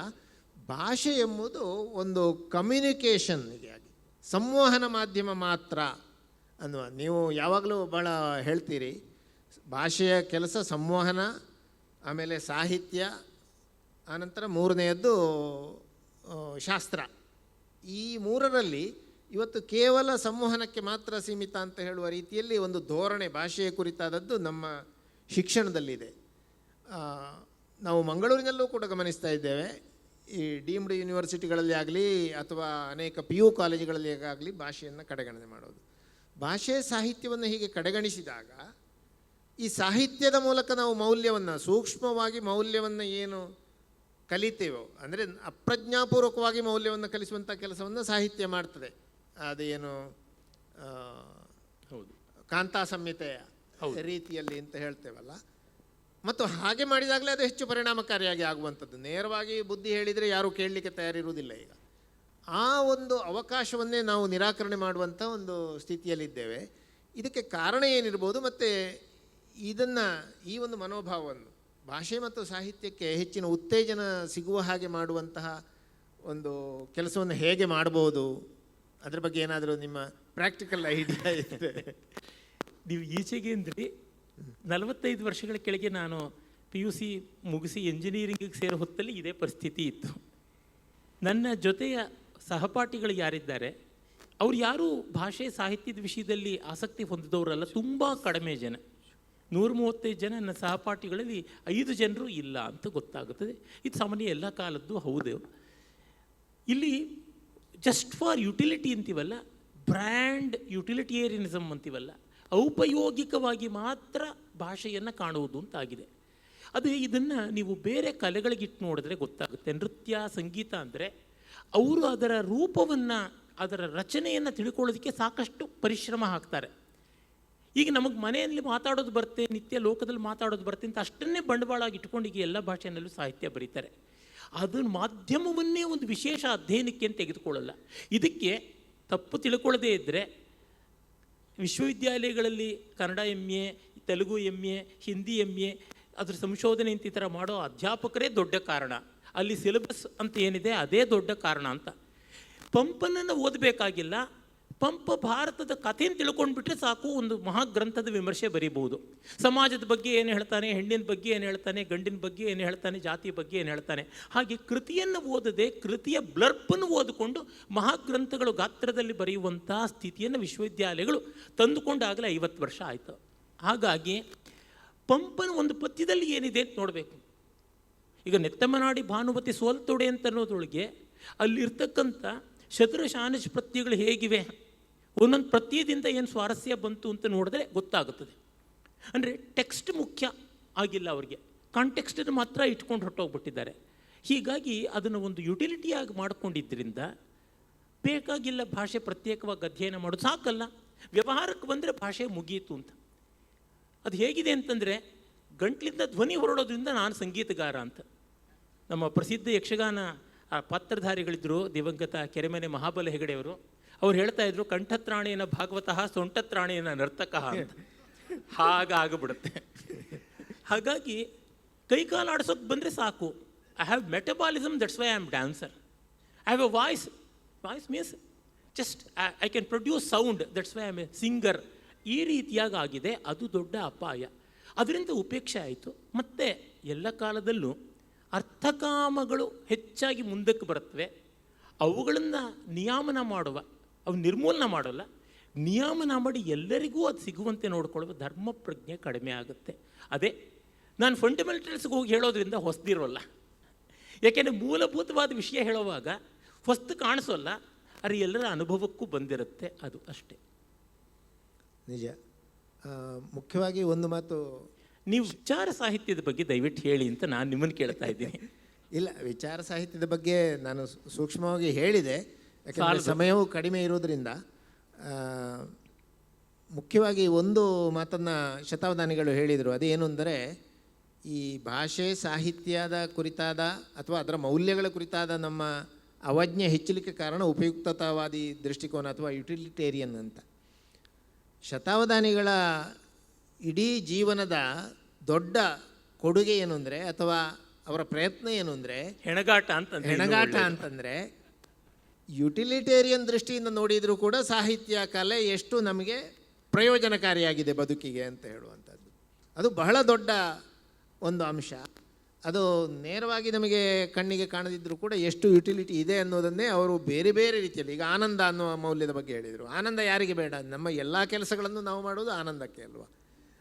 ಆ ದೃಷ್ಟಿಯಿಂದ ಇನ್ನೂ ಹಲವಾರು ವಿಚಾರಗಳಿದೆ. ಉದಾಹರಣೆಗೆ ಪಾಶ್ಚಾತ್ಯ ಸಾಹಿತ್ಯದಲ್ಲಿ ಹೇಗೆ ಮೌಲ್ಯ, ಪ್ರಾಚೀನ ಭಾರತದ ಸಂಸ್ಕೃತ ಸಾಹಿತ್ಯದ ಮೌಲ್ಯ, ವಿಮರ್ಶಕನ ಮೌಲ್ಯ ಜಿಜ್ಞಾಸೆಯಲ್ಲಿ ವಿಮರ್ಶಕನ ಜವಾಬ್ದಾರಿ ಏನು, ಮಧ್ಯವರ್ತಿಯ ಜವಾಬ್ದಾರಿ ಏನು, ಇತ್ಯಾದಿ ಹಲವಾರು ಪ್ರಶ್ನೆಗಳಿದೆ. ಅಂಥ ಪ್ರಶ್ನೆಗಳಿಗೆ ಅವರು ಸಾಧ್ಯವಾದರೆ ಈಗ ಪ್ರೇಕ್ಷಕರ ಪ್ರಶ್ನೆಗಳ ಎಡೆಯಲ್ಲಿ ಉತ್ತರಗಳನ್ನು ಸೇರಿಸಿಕೊಳ್ಬೋದು ಅಂತ ನಾನು ಅವರಲ್ಲಿ ಕೊಡಬೇಕು. ಉತ್ತರ ನೀವು ಕೊಡಬೇಕು, ಇಬ್ಬರು ಸೇರಿ. ದಯವಿಟ್ಟು ಈಗ ಒಂದು ಎಷ್ಟು ನಿಮಿಷ ಇದೆ ಸಭಿಕರಿಗೆ? 3 ಪ್ರಶ್ನೆಯ 3 ನಿಮಿಷವಾ? ದಯವಿಟ್ಟು ಸಭಿಕರೇ ಕೇಳೋದಾದರೆ ಕೇಳ್ಬೋದು ಬೇಗನೆ.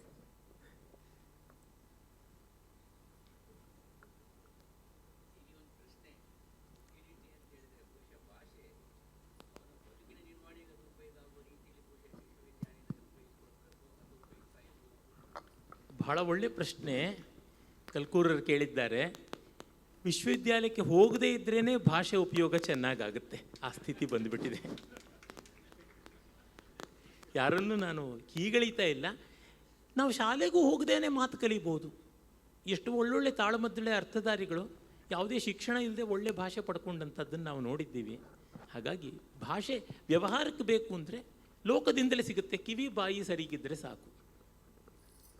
ಸರ್, ನನ್ನ ಹೆಸರು ರಶ್ಮಿ ಅಂತ ಹೇಳಿ. ನಾನು ಸಾಹಿತ್ಯದ ಮೌಲ್ಯಗಳ ಬಗ್ಗೆ ಪ್ರಶ್ನೆ ಕೇಳ್ತೀನಿ. ಸರ್ ಹೇಳಿದ್ರು ಕಲ್ಪನಾ ಸಾಹಿತ್ಯ ಅಂತ. ಇವತ್ತಿನ ಕಲ್ಪನಾ ಸಾಹಿತ್ಯದ ಸ್ವತಂತ್ರದಲ್ಲಿ ಹಿಂದಿನ ಸಾಹಿತ್ಯದ ಅಥವಾ ಹಿಂದಿನ ಸಮಾಜದ ಮೌಲ್ಯಗಳನ್ನು ಕಳೆಯುವಂಥ ಒಂದು ವ್ಯವಸ್ಥಿತವಾದಂಥ ಪಿತೂರಿನ ಅಥವಾ ಮತ್ತೊಂದು ನಡೀತಾ ಇದೆ. ಯಾಕಂದರೆ ನಾವು ಮಹಾಭಾರತದಲ್ಲಿ ನೋಡುವಂತಹ ನಿಯೋಗ ಪದ್ಧತಿಯನ್ನು ಇವತ್ತಿನ ಯಾವುದೋ ಒಂದು ಅಸಂಬದ್ಧ ಸಂಬಂಧಕ್ಕೆ ಹೋಲಿಕೆ ಮಾಡುವಂತಹ ಒಂದು ವ್ಯವಸ್ಥೆ ನಡೀತಾ ಇದೆ. ಇದರ ಬಗ್ಗೆ ಏನು ಹೇಳ್ತೀರಾ? ಇವುಗಳನ್ನ ಹೇಗೆ ತಗೋಬೇಕು ಅನ್ನೋ ರೀತಿಯಲ್ಲಿ? ಬಹಳ ಒಳ್ಳೆಯ ಪ್ರಶ್ನೆ. ಏನಾಗುತ್ತದೆ, ಮೂಲಭೂತ ಮೌಲ್ಯಗಳು ಪ್ರೈಮರಿ ವ್ಯಾಲ್ಯೂಸ್ ಅಂತೀವಲ್ಲ, ಅವು ಒಂದೇ ಆಗಿ ಉಳಿಯುತ್ತವೆ. ಸೆಕೆಂಡ್ರಿ ವ್ಯಾಲ್ಯೂಸ್ ಮಾರ್ಪಡ್ತಾ ಬರುತ್ತದೆ, ದೇಶ ಕಾಲ ಸಮಾಜಕ್ಕೆ ತಕ್ಕಂತೆ ಮಾರ್ಪಡ್ತಾ ಬರುತ್ತವೆ. ಹಾಗಿದ್ದಾಗ ಈ ನಿಯೋಗ ಮಹಾಭಾರತದಲ್ಲಿದ್ದದ್ದು ರಾಮಾಯಣದಲ್ಲಿಲ್ಲ, ಮುಂದೆ ಕಾಳಿದಾಸನಲ್ಲಿಲ್ಲ, ಪಂಪ ಕುಮಾರವ್ಯಾಸರಲ್ಲಿ, ಅಂದರೆ ಅವರಲ್ಲಿ ಮಹಾಭಾರತವಾಗಿ ಕಾಣಿಸುತ್ತೆ, ಅವರ ಕಾಲದಲ್ಲಿ ಇಲ್ಲ. ಹೀಗಾಗಿ ಅದು ಒಂದು ವಿಶೇಷ ಧರ್ಮ. ಈಗ ಸೆರೆಗೇಟ್ ಇರ್ಬೋದು ಅಥವಾ ಸ್ಪರ್ಮ್ ಡೋನರ್ ಇರ್ಬೋದು, ಅದು ಈ ಕಾಲಕ್ಕೆ ಬಂದಿದೆ. ಈ ರೀತಿಯಾದ ವಿಶೇಷ ಧರ್ಮಗಳನ್ನು ನಾವು ಸಾಮಾನ್ಯ ಅಂತ ಭಾವಿಸೋದು ಹೇಗಾಗುತ್ತದೆ ಅಂತಂದರೆ, ಮೈಸೂರು ಪಾಕು, ಜಹಾಂಗೀರು, ಜಿಲೇಬಿ, ಪಾಯಸನ ನೋಡಿಬಿಟ್ಟು ಇದೇ ಸಕ್ಕರೆ ಅಂತ ಭಾವಿಸ್ಕೊಂಡಂಗೆ ಆಗುತ್ತೆ. ಸಕ್ಕರೆ ಬೇರೆ, ಅದರೊಳಗಿರೋ ಗ್ಲೂಕೋಸ್ ಇನ್ನೂ ಮೂಲಭೂತವಾದದ್ದು. ಗ್ಲೂಕೋಸ್ ಕಂಟೆಂಟ್ ಎಲ್ಲ ಕಡೆ ಇದೆ. ನಾನು ಪಾಸ್ ಆದೆ ಪರೀಕ್ಷೆಯಲ್ಲಿ, ಫಸ್ಟ್ ರ್ಯಾಂಕ್ ಬಂದೆ, ಅದಕ್ಕೆ ಸ್ವೀಟ್ ಕೊಡಿ ಅಂತ ಎಲ್ಲರೂ ಕೇಳ್ತಾ ಇದ್ದಾರೆ. ಎಲ್ರಿಗೂ ಸಕ್ಕರೆ ಹಂಚಿದೆ ಅಂದರೆ ಕೊಡಿತಾರೆ, ನೀನು ಸಿಹಿ ತಿಂಡಿ ಮಾಡಿಕೊಡು ಅಂತ. ಅದು ಬೇರೆ ದೇಶದಲ್ಲಿ ಒಂಥರ ಇರುತ್ತೆ, ಇನ್ನೊಂದು ಕಡೆ ಇನ್ನೊಂದು ಥರ ಇರುತ್ತೆ. ಹಾಗಾಗಿ ಈ ವಿಶೇಷ ಸಾಮಾನ್ಯ ಇಟ್ಕೋಬೇಕು. ನಮ್ಮಲ್ಲಿ ವಿಶೇಷ ಅಂತಂದರೆ ಸ್ಪೆಷಲ್ ಅಂತ ಕನ್ನಡದಲ್ಲಿ ಒಂದು ಅರ್ಥ ಬಂದಿದೆ. ವಿಶೇಷ ಅನ್ನೋದಕ್ಕೆ ಮೂಲ ಅರ್ಥ ಇರೋದು ಪರ್ಟಿಕ್ಯುಲರ್ ಅಂತ, ನಿರ್ದಿಷ್ಟ ಅಂತ. ಸಾಮಾನ್ಯ ಅನ್ನೋದಕ್ಕೆ ಈ ಗಾಂಧಿ ಕ್ಲಾಸ್ ಅಂತ ನಾವು ಸಾಮಾನ್ಯ ಗೇಲಿ ಮಾಡ್ತೀವಲ್ಲ, ಆ ತರಹ ಅಲ್ಲ. ಸಾಮಾನ್ಯಕ್ಕೆ ಜನರಲ್ ಅಂತಲೂ ಅಲ್ಲ, ಯೂನಿವರ್ಸಲ್ ಅನ್ನುವುದು ಅರ್ಥ. ಹೀಗಾಗಿ ನಾವು ಶಬ್ದಗಳಲ್ಲಿಯೇ ತಪ್ಪರ್ಥ ಮಾಡ್ಕೊಂಡಿದ್ದೀವಿ. ಹಾಗೆ ನೋಡಿದ್ರೆ ವಿಶೇಷಕ್ಕೆ ನಾವು ಮತ್ತೆ ಮೂಲ ಗ್ರಂಥಗಳಿಗೆ ಹೋಗಬೇಕಾಗಿಲ್ಲ. ನಾನು ಹೇಗೆ ಹಲ್ಲುಜ್ಬೇಕು ಅಂತ ಮಹಾಭಾರತಕ್ಕೆ ಹೋಗಬೇಕಾಗಿಲ್ಲ, ನಾನು ಹೇಗೆ ಸ್ನಾನ ಮಾಡಬೇಕು ಅಂತ ರಾಮಾಯಣವನ್ನು ನೋಡಬೇಕಾಗಿಲ್ಲ. ಆದರೆ ನನಗೂ ನನ್ನ ತಾಯಿಗೂ ಯಾವ ಸಂಬಂಧ ಇರಬೇಕು ಅನ್ನೋದಕ್ಕೆ ನಾನು ರಾಮಾಯಣಕ್ಕೂ ಮಹಾಭಾರತಕ್ಕೂ ಹೋಗಬೇಕು. ನನಗೂ ನನ್ನ ಸ್ನೇಹಿತರಿಗೂ ಯಾವ ಥರ ಸಂಬಂಧ ಇದೆ ಅನ್ನೋದಕ್ಕೆ ಹೋಮರ್ನ ನೋಡಬೇಕಾಗುತ್ತದೆ. ಈ ಥರ ಮಾಡಬೇಕಾಗುತ್ತೆ. ವೈಶ್ವಿಕವಾದ ಭಾವಗಳು ಅಷ್ಟೇ. ಕೊನೆಯ ಪ್ರಶ್ನೆ.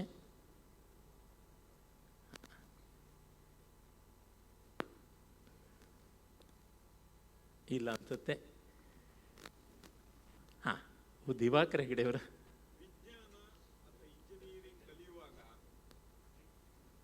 ವಿಜ್ಞಾನ, ಇಂಜಿನಿಯರಿಂಗ್ ಇಂತಹ ವಿಷಯಗಳಲ್ಲಿಯೇ ಹೆಚ್ಚು ಜನ ತೊಡಗಿಕೊಳ್ತಾ ಇದ್ದಾರೆ, ಅಥವಾ ಪ್ರತಿಭಾವಂತರೆಲ್ಲ ಅದನ್ನೇ ಓದ್ತಾ ಇದ್ದಾರೆ ಎನ್ನುವ ಪರಿಸ್ಥಿತಿಯಲ್ಲಿ ಅದು ಕೂಡ ಮೌಲ್ಯವನ್ನು ಹೇಳ್ತದೆಯಾ?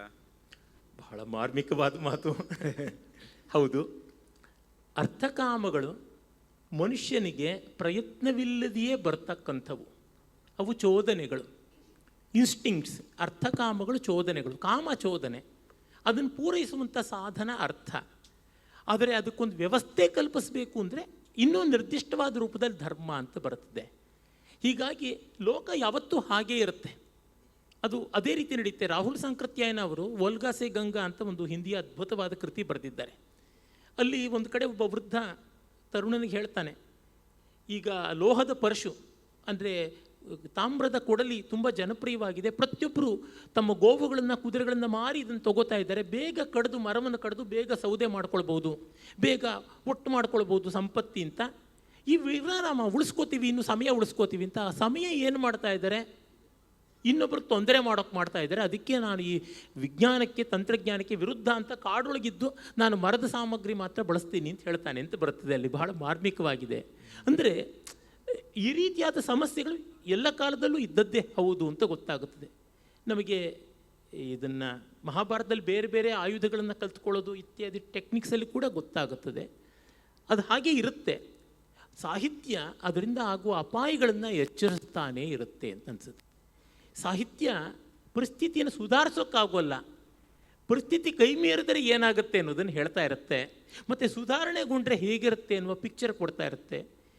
ದೊಡ್ಡ ವಿದ್ವಾಂಸರಾಗಿದ್ದ ವಿಷ್ಣು ಸೀತಾರಾಮ ಸುಕತನ್ಕರ್, ಮಹಾರಾಷ್ಟ್ರದವರು, ಅವರು ಮಾತನ್ನು ಹೇಳಿ ಈ ಪ್ರಶ್ನೆಗೆ ಉತ್ತರ ಮುಗಿಸ್ಬಿಡ್ತೀನಿ.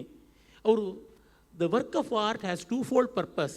One is it has to transport us to some other world and that world should be a better one ಅಂತಾರೆ. ಇದು ಸಾಹಿತ್ಯದ ಆದರ್ಶವಾಗಿರಬೇಕು ಅಂತ. ಆದರೆ ಇದು ಉಟೋಪಿಯಾ ಅಲ್ಲ, ಇದು ಯಾವುದೋ ಭ್ರಾಮಕ ಅಲ್ಲ. ಕಲ್ಪನೆ ಬೇರೆ, ಭ್ರಮೆ ಬೇರೆ. ಕಲ್ಪನೆಯ ಮೂಲಾರ್ಥ ಇರತಕ್ಕಂಥದ್ದು ಮಾಡುವುದು ಅಂತಲೇ ಅರ್ಥ.